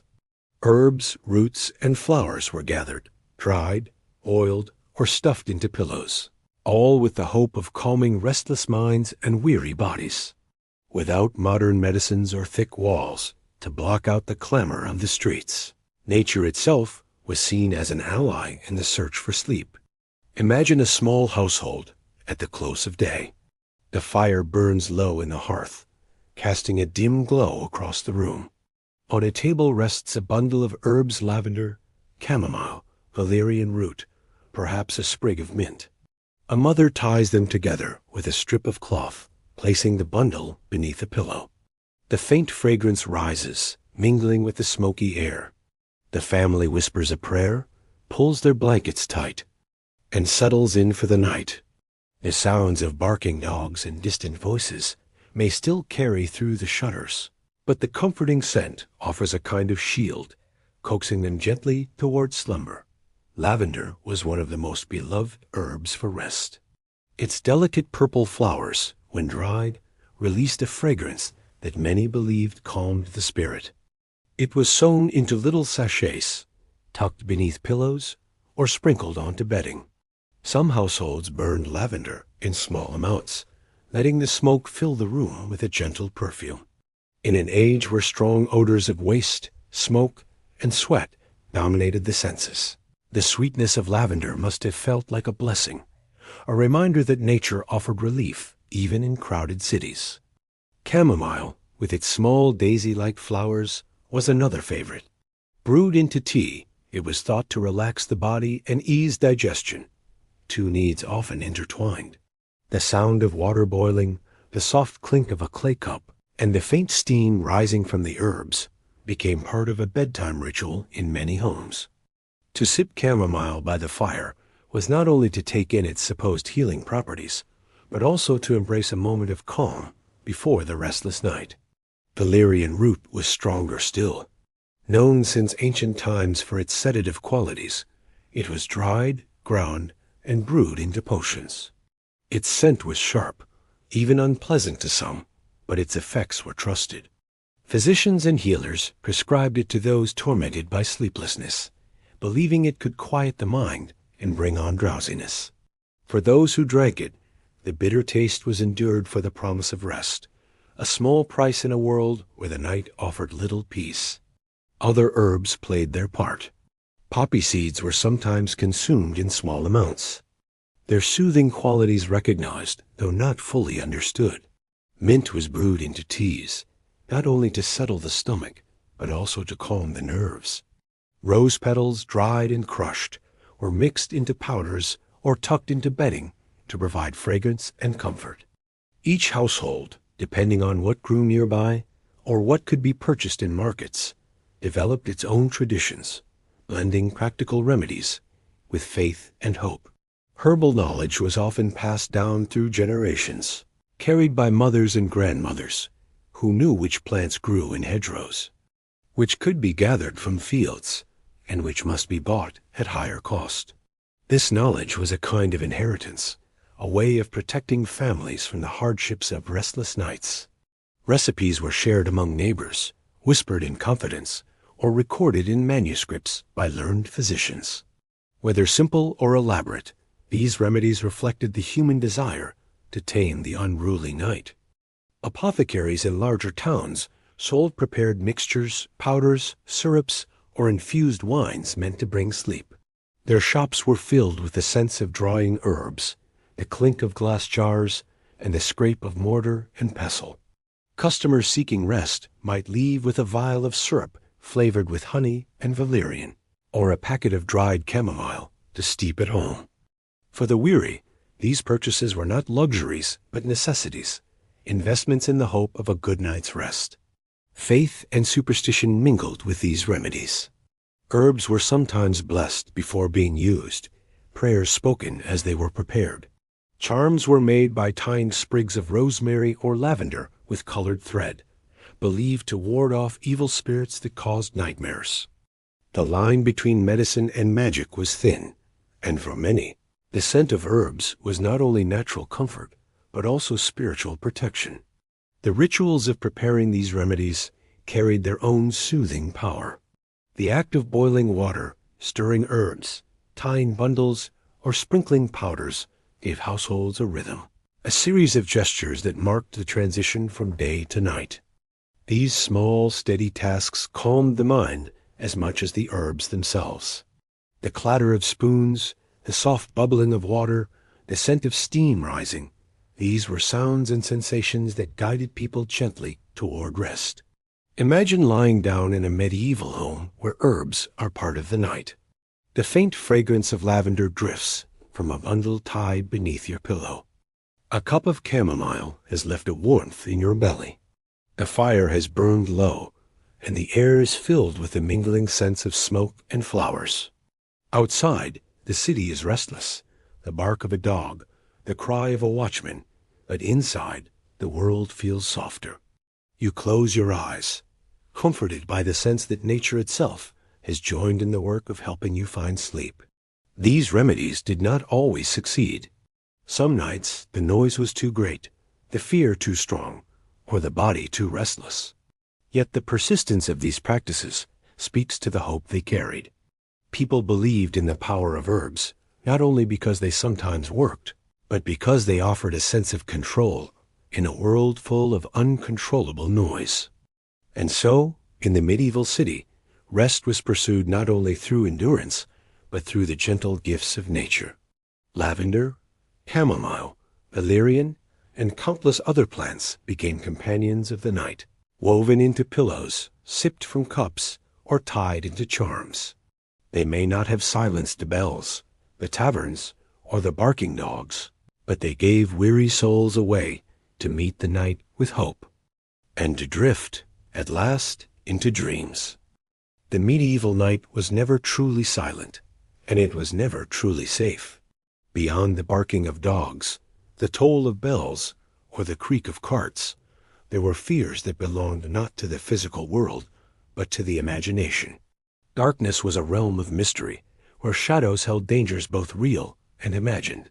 For people lying in bed, struggling to sleep, the night could stir not only restlessness, but also dread. And so, superstitions, whispers of spirits, demons, and ill omens became woven into the experience of rest. Imagine yourself lying on a straw mattress. The fire burned low, the room filled with the faint smell of smoke and wool. The shutters are closed, but the night seeps in all the same. Every creak of the timbers, every sigh of the wind feels heavier in the darkness. A rooster crows too early, and you wonder if it is a sign of something unnatural. A dog barks sharply, and for a moment it feels like a warning. In these moments, the ordinary sounds of the city could become something more, the echoes of fears as old as memory itself. One of the most enduring terrors of the medieval night was the belief in the nightmare. Not the dream itself, but a spirit, sometimes imagined as a hag or demon, that pressed upon sleepers as they lay in bed. People described waking in the night, unable to move, feeling the weight of something sitting on their chest. Their breath caught, their body frozen, they felt trapped between waking and dreaming. Today we call this sleep paralysis, but in the Middle Ages it was explained as the work of malevolent beings. The fear of such encounters was real, and many sought charms or prayers to protect against it. Ghosts and restless spirits were also believed to wander the night. The souls of the unburied, the wronged, or the sinful were thought to drift through streets and alleys, moaning in the darkness. A sudden gust of wind, a strange sound in the rafters, the moan of timber settling, these could all be heard as the cries of the dead. For children, and even for adults, such beliefs made the night a time of unease, when every sound beyond the walls might belong to something unseen. Demons, too, were thought to seek out sleepers. Religious teachings warned that sin left one vulnerable to attack, that lustful dreams or impure thoughts might invite evil presences. To guard against this, crosses were hung above beds, prayers were whispered before sleep, and charms of herbs or holy water were placed nearby. The sound of prayer, murmured softly in the dark, became a kind of shield against the terrors of the unseen. Animals themselves were often tied to superstition. The howling of dogs was said to foretell death. An owl's hoot near a home might be taken as an omen of sickness. A rooster crowing at the wrong hour was thought to signal the presence of witches. These beliefs added layers of meaning to the already noisy night, turning ordinary disturbances into messages of danger or fate. Witches and sorcery were another source of fear. It was believed that witches gathered in secret during the night, flying through the skies or meeting at crossroads. A sudden storm, a strange light, or an unexpected noise could be blamed on their work. For those lying in bed, listening to the sounds of wind rattling shutters or footsteps in the street, the thought of witches abroad made rest uneasy. The fear of the night was not only spiritual, but also practical. Fires, thieves, and violence were real dangers. But superstition magnified these fears, filling the darkness with countless possibilities. When a watchman's call broke the night, some heard reassurance, but others, steeped in tales of demons and spirits, might hear it as a warding cry against the dangers that lurked unseen. Rituals and protections were woven into bedtime routines. Families spoke prayers aloud, invoking God, saints, or angels to watch over them as they slept. Holy relics, when available, were placed close to the bed. Charms of iron, believed to repel spirits, were sometimes kept at the threshold or under pillows. Herbs like rosemary and lavender were tied in bundles, thought to guard against evil as well as to soothe the senses. These rituals did not only offer spiritual defense, they offered psychological comfort, easing the restless mind enough to invite sleep.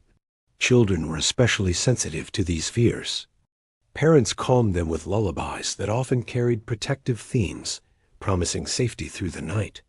The rhythm of a mother's voice, the repetition of familiar words, worked as much against superstition as against sleeplessness.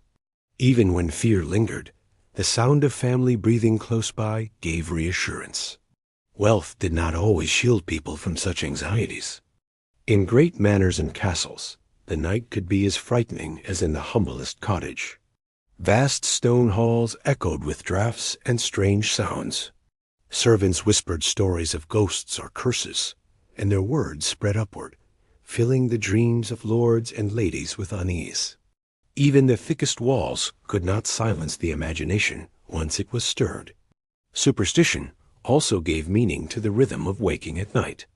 The practice of segmented sleep often meant rising after a few hours, using the wakeful time for prayer. Many believed this watchful interval was necessary, a defense against the dangers of the night. To pray in those hours was to align oneself with God's protection, pushing back against the spirits that prowled the darkness. Imagine yourself again, lying in bed centuries ago. The fire has burned down, leaving only embers. The room is dark, the air heavy. Outside, a dog howls, and the sound feels too long, too mournful. A shiver passes through you. You whisper a prayer, your lips barely moving, and tuck a charm closer beneath your pillow. Slowly, your breathing steadies. The fear lingers, but so does the comfort of ritual, the sense that you are guarded. And with that thought, you drift into uneasy but necessary sleep. The medieval night was full of noise, but it was also full of meaning. Every sound carried not just itself, but the weight of superstition. For those who lived then, sleep was not simply a matter of closing one's eyes. It was a matter of navigating the fears of the dark, the spirits of imagination, and the rituals of protection. And yet, despite these fears, people slept. They found ways to rest, trusting in their prayers, their charms, and the presence of those who lay beside them. For us today, sleep often means lying down once at night and rising in the morning, a single stretch of rest that we expect to carry us through the day. But for much of the medieval world, sleep followed a different rhythm. It came not in one long block, but in two distinct phases, what historians now call first sleep and second sleep. This segmented pattern shaped how people experienced the night, and it offered a curious kind of harmony with the noisy, restless cities around them. Imagine a family lying together on their straw mattress, the fire burning low.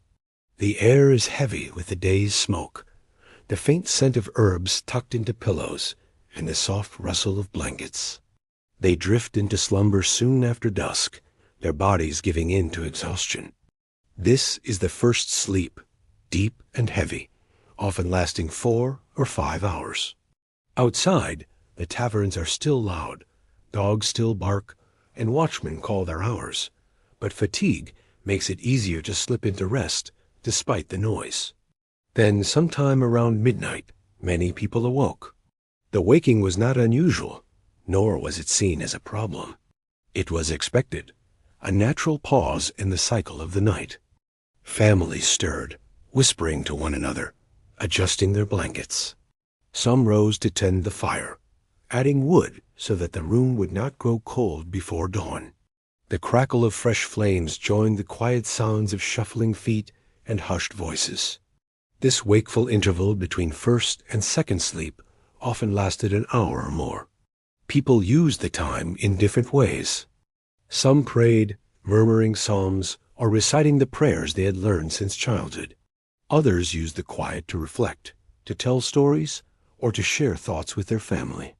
Couples sometimes used these hours for intimacy, believing the body was most fertile and refreshed between sleeps. For households crowded by day, this midnight hour offered rare privacy, however brief. The noise of the city outside often blended into this period of wakefulness.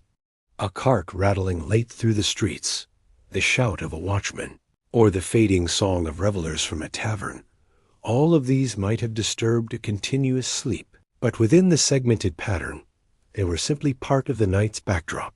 The interruption was already built into the rhythm. People did not curse the noise so much as accept it, folding it into the natural pause between rests. After this interval, the second sleep began. Families lay back down, pulling blankets tight, the fire reduced again to glowing embers. This second phase often carried people until dawn, lighter, and filled with more dreams. By morning, they rose feeling restored, even though their rest had not been a single unbroken stretch.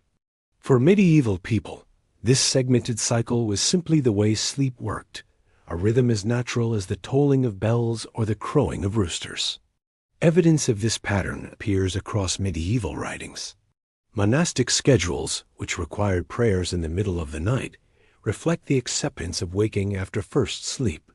Medical texts advised that the hours between sleeps were an ideal time for conception or for reflecting on one's dreams.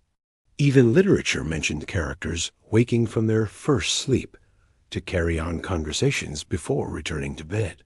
To them, waking at midnight was not a frustration. It was part of the ordinary order of life. For the weary urban dweller, segmented sleep may even have been a blessing. The first sleep gave them the deep rest their bodies needed after long days of labor. The waking period allowed them to attend to small tasks tending fires, checking on animals, or even emptying chamber pots, without feeling they had lost sleep. Then, the second sleep offered a gentler return to rest, carrying them into morning. In a world full of noise, danger, and interruption, this rhythm allowed people to weave rest around the realities of their environment. Consider again the experience of lying in bed. You wake after a few hours, not startled but calm. The room is dim, lit only by the faint glow of embers. Beside you, someone stirs and whispers, asking quietly if you are awake too. A short conversation follows about the day just past, about hopes for tomorrow, or simply about nothing at all. The sounds outside, though faint, seem part of the night's fabric. A dog barking, a watchman calling, a cart creaking over cobblestones. You rise, add a log to the fire, sip water from a jug, then return to bed. Sleep comes again gently and carries you until dawn. This segmented pattern also fit the rhythm of seasons. In winter, when nights were long, the cycle stretched, giving ample time for both sleeps and the waking period in between. In summer, when darkness was shorter, the cycle compressed, yet the structure remained. People adapted easily, guided more by the light in their bodies than by clocks. It is worth noting that segmented sleep was not universal, nor was it practiced identically everywhere. Rural families, working by the patterns of farm life, may have had different rhythms. Wealthier households, with more comfortable beds and better defenses against noise, might have rested more continuously. Yet in the bustling cities, where the night was rarely quiet, segmented sleep was practical as well as natural. Dreams, too, were influenced by this pattern. The first sleep was believed to bring heavier, more bodily rest, while the second sleep was thought to carry more vivid dreams closer to dawn. People often reflected on their dreams during the waking interval, interpreting them, discussing their meanings, or recording them if they seemed important. In this way, segmented sleep shaped not only rest, but also the way medieval people understood their inner lives. So, when we imagine them trying to sleep in noisy cities, it is helpful to remember that they did not always expect 8 hours of silence. They expected to wake, to stir, to speak, and then to sleep again. The sounds of the night, the barking dogs, the tavern songs, the tolling bells were less disruptive when one's sleep was already meant to be divided. In a sense, the medieval sleeper lived in harmony with the restless city, accepting its interruptions as part of life itself. And so, as you lie back now, imagine drifting into a first sleep, heavy and deep. Then imagine waking briefly in the quiet of the night, hearing faint sounds around you, but not fearing them. You know you will sleep again soon, and that the second rest will carry you gently to morning. This rhythm, practiced for centuries, reminds us that sleep is not always about silence or solitude, but about adapting to the world we live in and finding rest wherever we can. To sleep in a medieval city was not only to rest amid noise, it was to rest amid danger.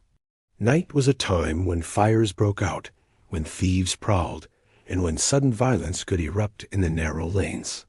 For those lying on straw mattresses, the act of closing their eyes was an act of trust, a surrender to a world that was never fully safe. And yet, people slept. They had to. The body demanded rest, even when the night outside held threats both real and imagined. Fires were among the greatest dangers. In cities built of timber, with thatched roofs pressed close together, a single spark could turn into an inferno.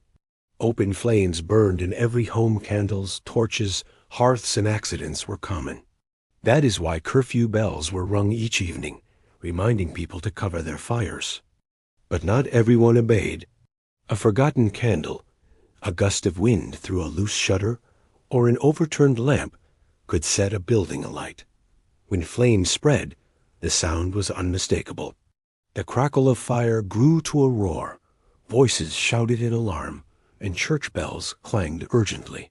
Families tumbled from their beds, rushing to carry buckets, to rescue children, or simply to flee.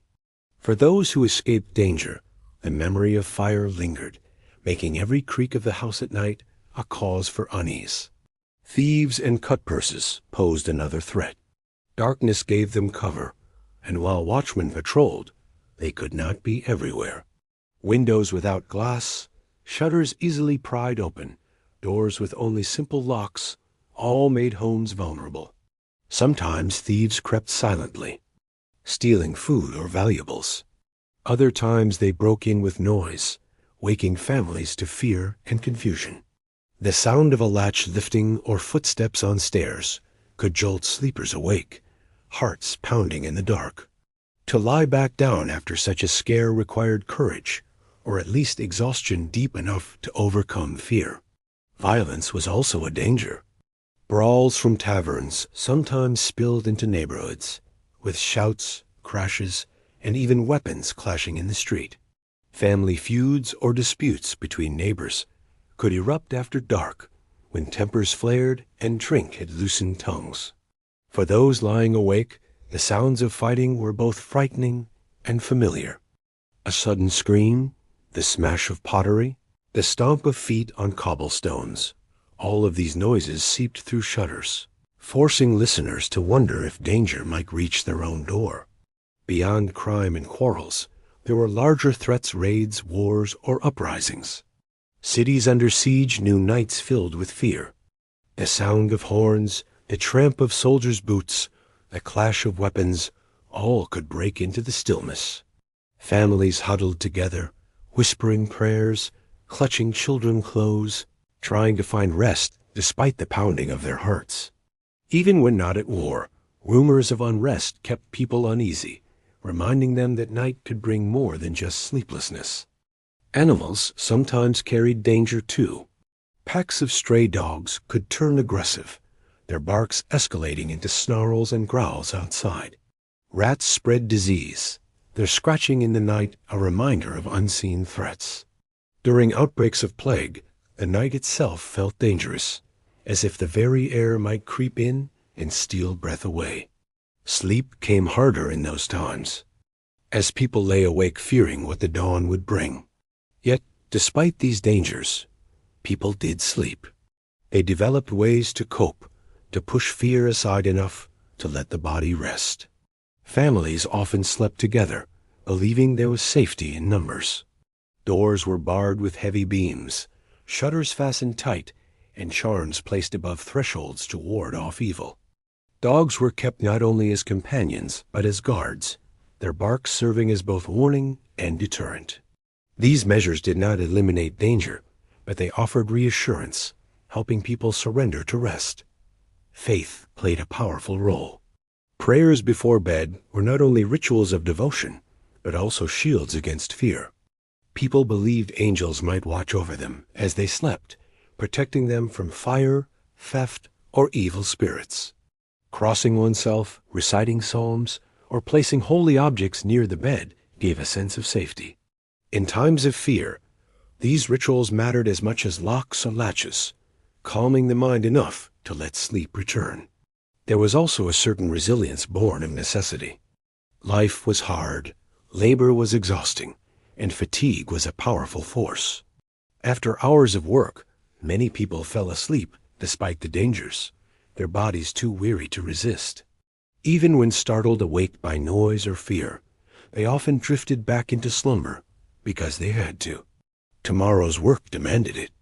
Imagine yourself in such a world. You lie in a crowded bed, your family close around you. Outside, you hear footsteps in the street, then a sudden shout. Your heart quickens. For a moment, you listen, tense, wondering if the sound will draw nearer. Then, slowly, the voices fade into the distance. You sigh, turning back toward the warmth of the bed. You whisper a short prayer, close your eyes, and let exhaustion carry you once more into dreams. This was the rhythm of medieval life.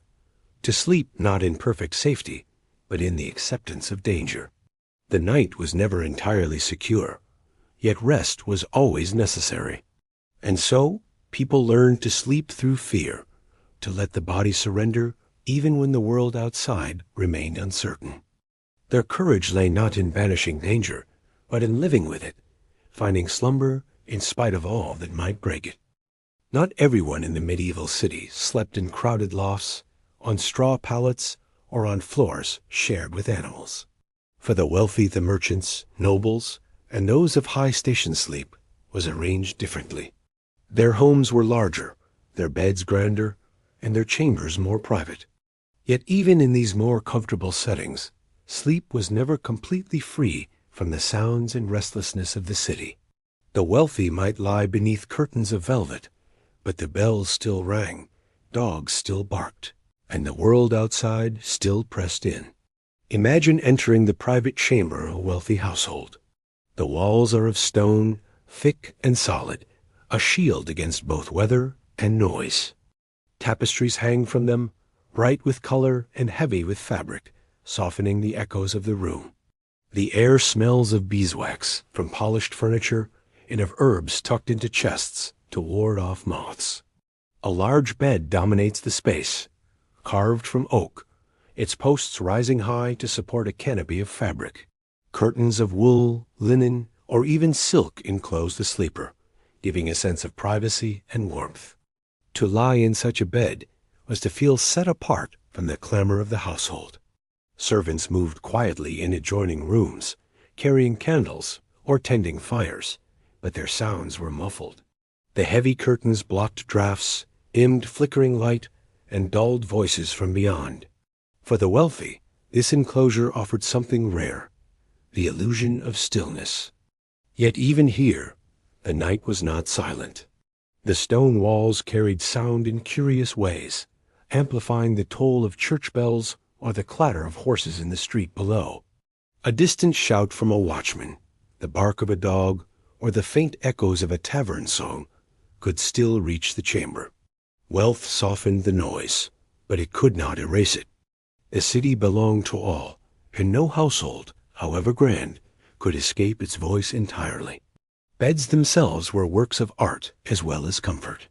Feather mattresses replaced straw, softer and more yielding to the body. Multiple layers of blankets, some of fur, added warmth. Pillows, stuffed with down, provided luxury that few could imagine. To settle into such a bed was to feel removed from the hardships of the world, wrapped in softness as the night pressed on. Still, wealth brought its own disturbances. Servants came and went, their footsteps echoing on stone floors. Fires had to be tended through the night, logs placed carefully to keep embers glowing until morning. Doors creaked, keys rattled, and whispers passed between those who kept watch over their master's comfort. Privacy existed, but it was not solitude. Even in the grandest chambers, sleep was a shared experience, shaped by the presence of attendants and the sounds of the household at work. Wealthy families also faced different kinds of anxiety. Their possessions made them targets for thieves, and so guards patrolled, their footsteps steady, their armor clinking faintly in the halls. For the master of the house, the sound of guards might be reassuring, but it was also a reminder of danger, a reminder that riches invited risk. To fall asleep in such a chamber was to feel both secure and vulnerable, protected by wealth, yet exposed by it too. Guests and visitors often shared these spaces as well. Hospitality was a duty, and chambers were prepared for travelers of high rank. The presence of guests meant conversation late into the night, the shuffle of servants preparing extra bedding, and the clatter of dishes from meals drawn out long after dusk.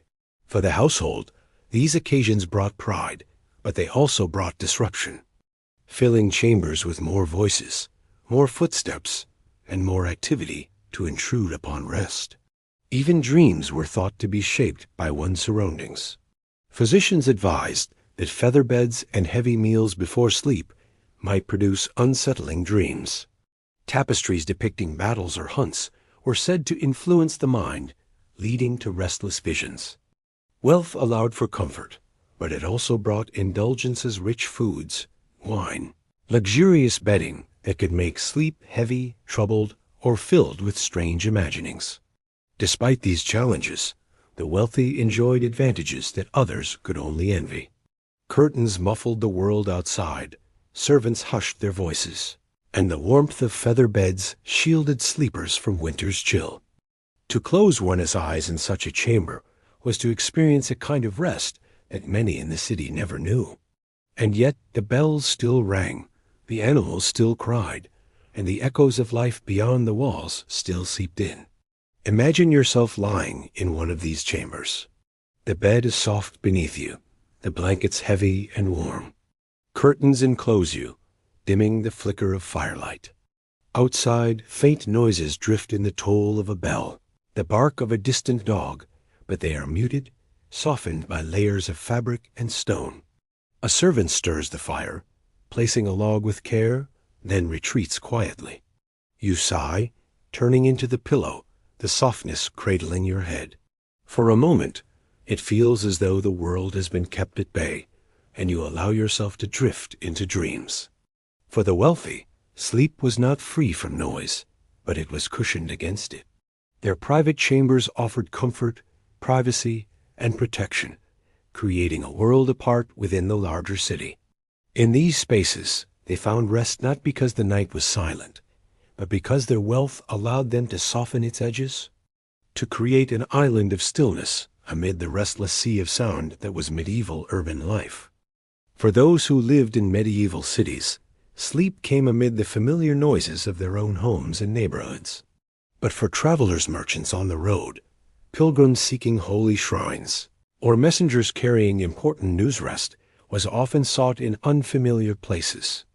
Inns, hostels, and taverns offered shelter, but they also brought a new kind of noise, a chorus of strangers gathered under the same roof.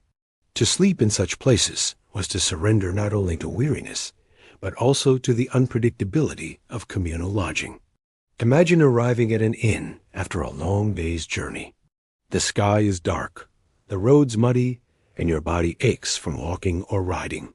You push open the heavy door of the common room, greeted by the warmth of a fire and the loud buzz of voices. Merchants sit at tables, mugs in hand, arguing over trade. Pilgrims sing softly, their songs carrying across the room. Dogs lie curled by the hearth, growling if disturbed. The smell of ale, smoke, and roasted meat fills the air. This is not silence. It is shelter, food, and company, but also a night filled with sound. The innkeeper calls for serving girls to bring drink, and their footsteps echo on the wooden floor. Dishes clatter, mugs slam on tables, and bursts of laughter rise suddenly. As a weary traveler, you might long for a bed, yet the noise continues late into the night. Inns were not places of peace. They were places of gathering, of exchange, of merriment. To rest in one meant accepting that sleep would come slowly, carried on waves of noise. When at last you are shown to a chamber, it is often a shared one. Beds were few and precious, and most inns could not provide private rooms except to the wealthiest guests. Instead, travelers lay side by side, sometimes 3 or 4 to a bed, or stretched out on straw pallets on the floor.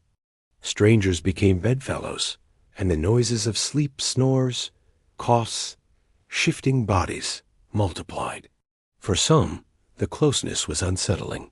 For others, it was simply another part of life, endured with weary acceptance. The sounds of the inn at night carried through every wall. Doors creaked as late arrivals entered. Boots stomped as men climbed stairs, muttering to themselves. Dogs barked at unfamiliar scents and settled back down with low growls.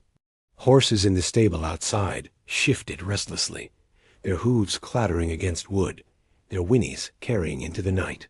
Even if one's own chamber grew quiet, the inn as a whole never truly slept. Inns also drew people from many walks of life. Merchants traveling with goods, soldiers moving between towns, minstrels seeking audiences, and pilgrims on holy journeys all shared space. Their conversations carried late into the night, filled with tales of distant lands, gossip, or plans for the next day. Some voices were soft, others boisterous, and all blended together into the restless hum of a communal lodging. Taverns attached to inns added another layer of noise. Songs, laughter, and quarrels rose up long after decent families had gone to bed. The sound of a lute or fiddle might drift upward, joined by the stomping of feet as men danced on wooden floors. A fight might break out suddenly, chairs scraping and mugs shattering. For those trying to sleep above, these were unavoidable reminders that inns were not only shelters, they were also centers of life and activity. The smells of inns joined their sounds. Smoke from the hearth clung to clothes and bedding. The scent of ale and food lingered in the air. Damp straw added its musty odor, while travelers brought with them the smells of roads, animals, and long journeys. These sensations, though not noises, added to the difficulty of rest. Sleep in an inn was a full experience of the senses, rarely comfortable, often overwhelming. Yet for many, these places were essential. Pilgrims needed shelter on long journeys to holy shrines. Merchants required beds when traveling with their wares. Messengers carrying urgent news depended on inns to rest before setting out again.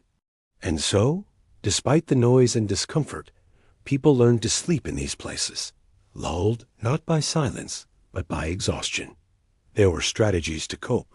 Some travelers drank heavily, letting ale or wine carry them into slumber despite the noise. Others carried charms or herbs, tucking lavender beneath their heads, or reciting prayers for protection. Some simply accepted the chaos, lying down amid the noise and trusting their weary bodies to give in. Wealthier travelers could sometimes secure private rooms, or at least a bed to themselves. These chambers offered a little more peace, but the walls were thin, and the common room below could still be heard. The laughter, the songs, the clatter of dishes, it all drifted upward, softened but insistent. Even for those who could pay more, true quiet was elusive. Imagine yourself as one of these travelers. You lie on a straw mattress in a crowded chamber. Beside you, someone snores heavily. Another mutters in their sleep. The fire crackles faintly in the corner, throwing shadows on the wall. From downstairs, you hear the muffled sound of music and laughter, the rise and fall of voices. Outside, a horse stamps its hooves, a dog barks once, and then silence returns, though only for a moment.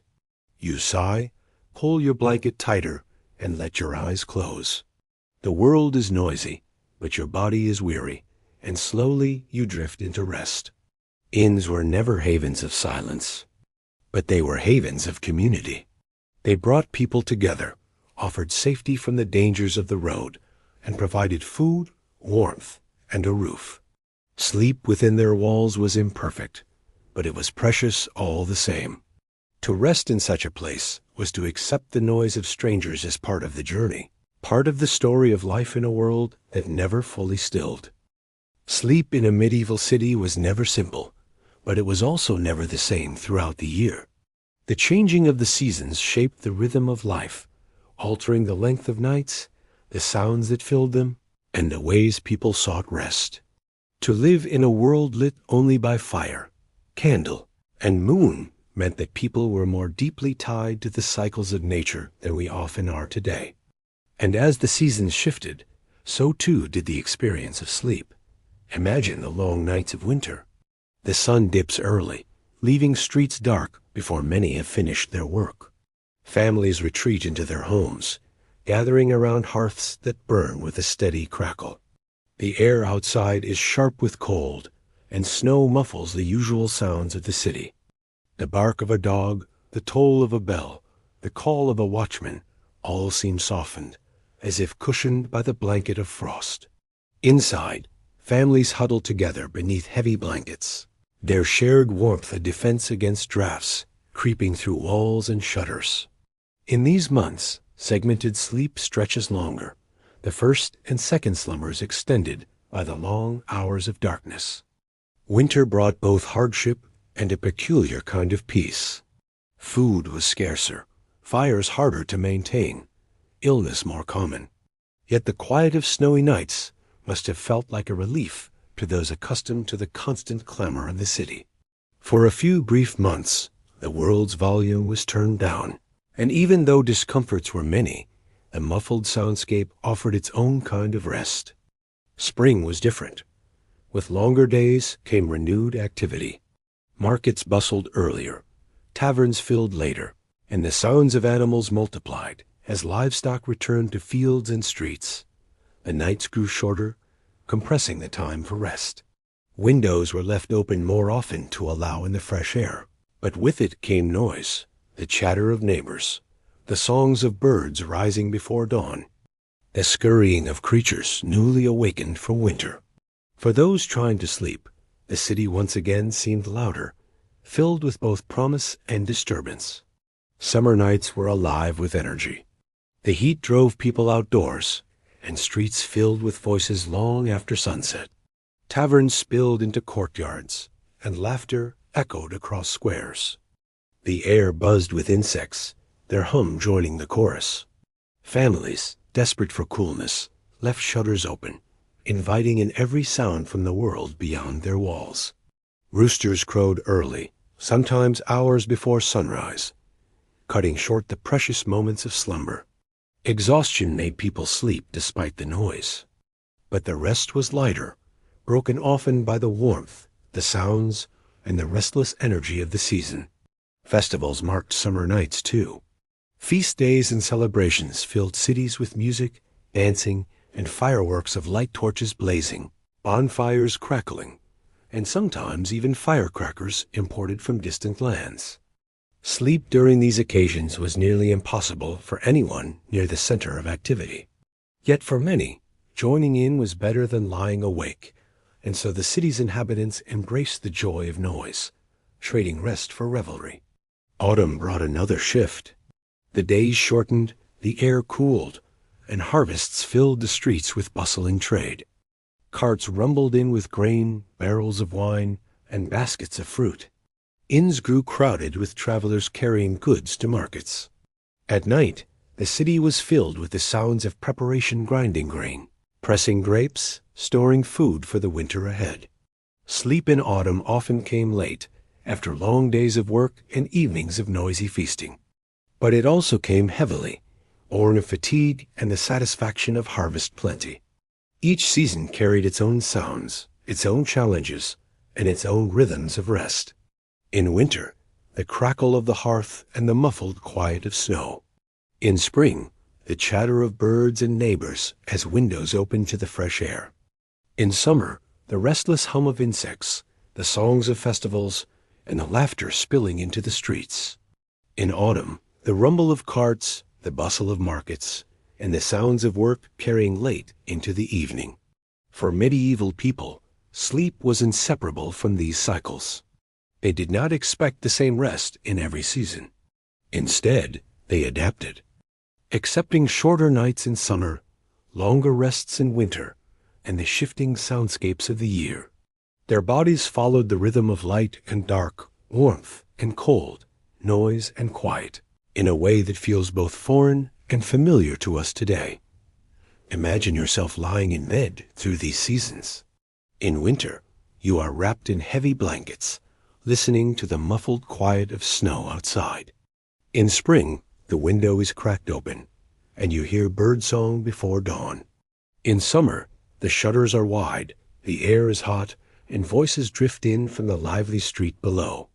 In autumn, you lie down weary from work, the scent of grain and apples in the air, the sound of a cart rumbling in the distance. Each season shapes the night, and each night shapes your rest. The medieval sleeper lived not in pursuit of silence, but in harmony with change. They accepted that the year itself dictated the quality and shape of sleep. And so, their nights were as varied as the seasons, sometimes long and heavy, sometimes short and restless, but always tied to the living, breathing cycle of the world around them. For most people in medieval cities, silence was something imagined more than experienced. The streets were full of life, and life was noisy merchants calling, bells ringing, animals roaming, taverns singing. Yet there were moments, rare and precious, when the clamor seemed to fade and a stillness settled over the world. These moments of quiet were remembered, cherished, and sometimes even feared. For silence itself was an unfamiliar presence in a restless age. Picture the city on a winter's night after a heavy snowfall. The flakes fall thick and steady, blanketing the streets, softening every sound. Carts stop moving, markets close early, tavern doors stay shut against the cold. The usual barking of dogs is muffled, their voices absorbed into the snow. Footsteps become dull thuds instead of sharp echoes. For once, the bells of the church tower ring into a world that does not answer back, their tones hanging in the air like solitary voices. Inside their homes, families lie awake, marveling at the strange hush. To ears accustomed to constant noise, the silence itself is startling, almost uncanny. Another kind of silence came in monasteries. Behind stone walls, far from markets and taverns, monks devoted themselves to prayer and contemplation.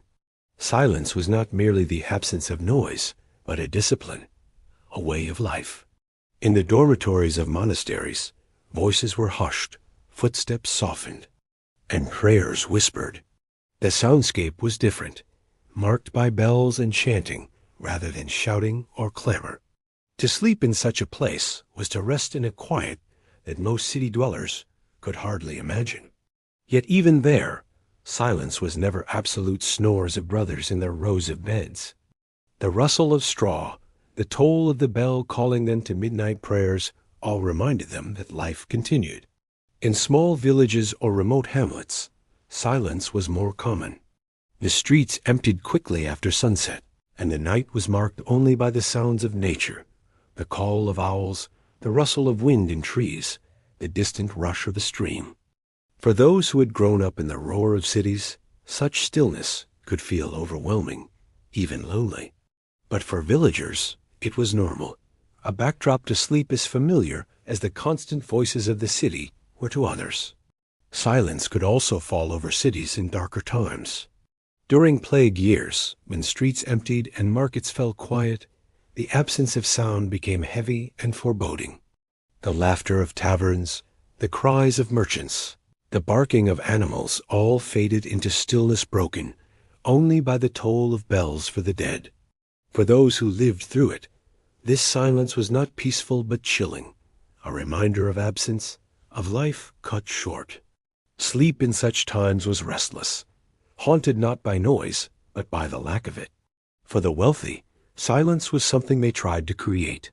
Thick walls, heavy curtains, and private chambers offered some escape from the noise of the city. Yet even then, true stillness was elusive. Servants moved through halls, Fires crackled. Guards paced with clinking armor. Silence was rare, because life itself was noisy, and where life was, there was always sound. The rarest silences were perhaps those found in nature, beyond the city walls.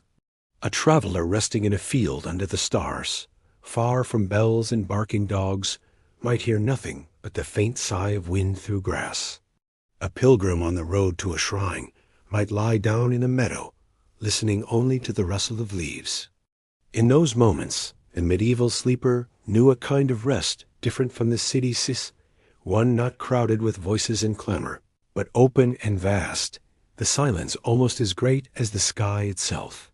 Silence, then, was not the norm, but the exception. It was a gift given by snow, by distance, by seclusion, or by loss. For those accustomed to constant noise, silence could be both soothing and unsettling. It stripped away distraction, leaving the mind alone with itself. Some welcomed it, finding peace.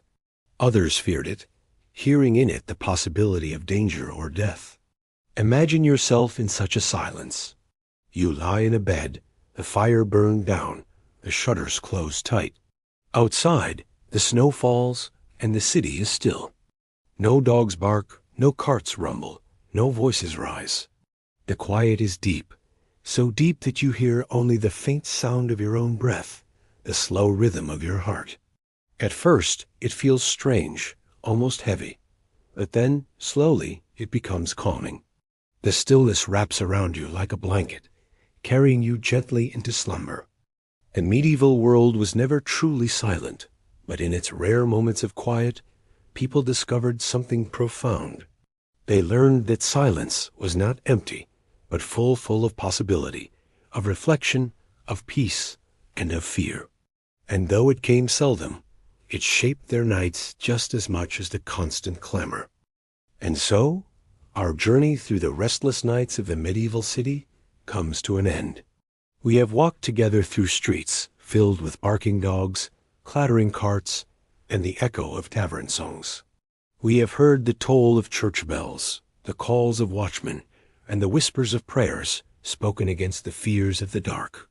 We have entered crowded households, noisy inns, and even the rare chambers of the wealthy, all in search of what it meant to rest in a world that never truly fell silent. What we find is that sleep, then as now, was never perfect. It was carved out of noise, danger, and superstition, shaped by the rhythms of seasons, and soothed by the sense of herbs or the comfort of family close at hand. To rest in the medieval city was not to escape the world, but to surrender to it, to find peace amid its clamor rather than in its absence. Perhaps there is something timeless in this lesson. Even today, in our world of humming machines and distant traffic, silence is rare. And yet, people still find ways to drift into sleep, not because the world is quiet, but because the body learns to rest amid its noise. In this way, we are not so different from the sleepers of centuries past, lying on straw or feather beds, listening to the sounds of life around them until dreams arrived. As you listen now, perhaps already drifting, let these echoes of the past remind you that rest has always been found in unlikely places, that even in the busiest, noisiest cities of long ago, people closed their eyes, breathed deeply, and let the world continue while they slept. Before you go, I'd like to invite you to subscribe to this channel, History for Sleep, so you'll always have a story waiting when you need it. It truly helps me bring more journeys like this to you. And let me know in the comments what parts of history you'd like me to explore next, and when you like to listen, whether at bedtime, during naps, or simply when you need a little calm. For now, may your night be restful, your dreams gentle, and your sleep as steady as those who once slumbered through the sounds of medieval cities. Good night.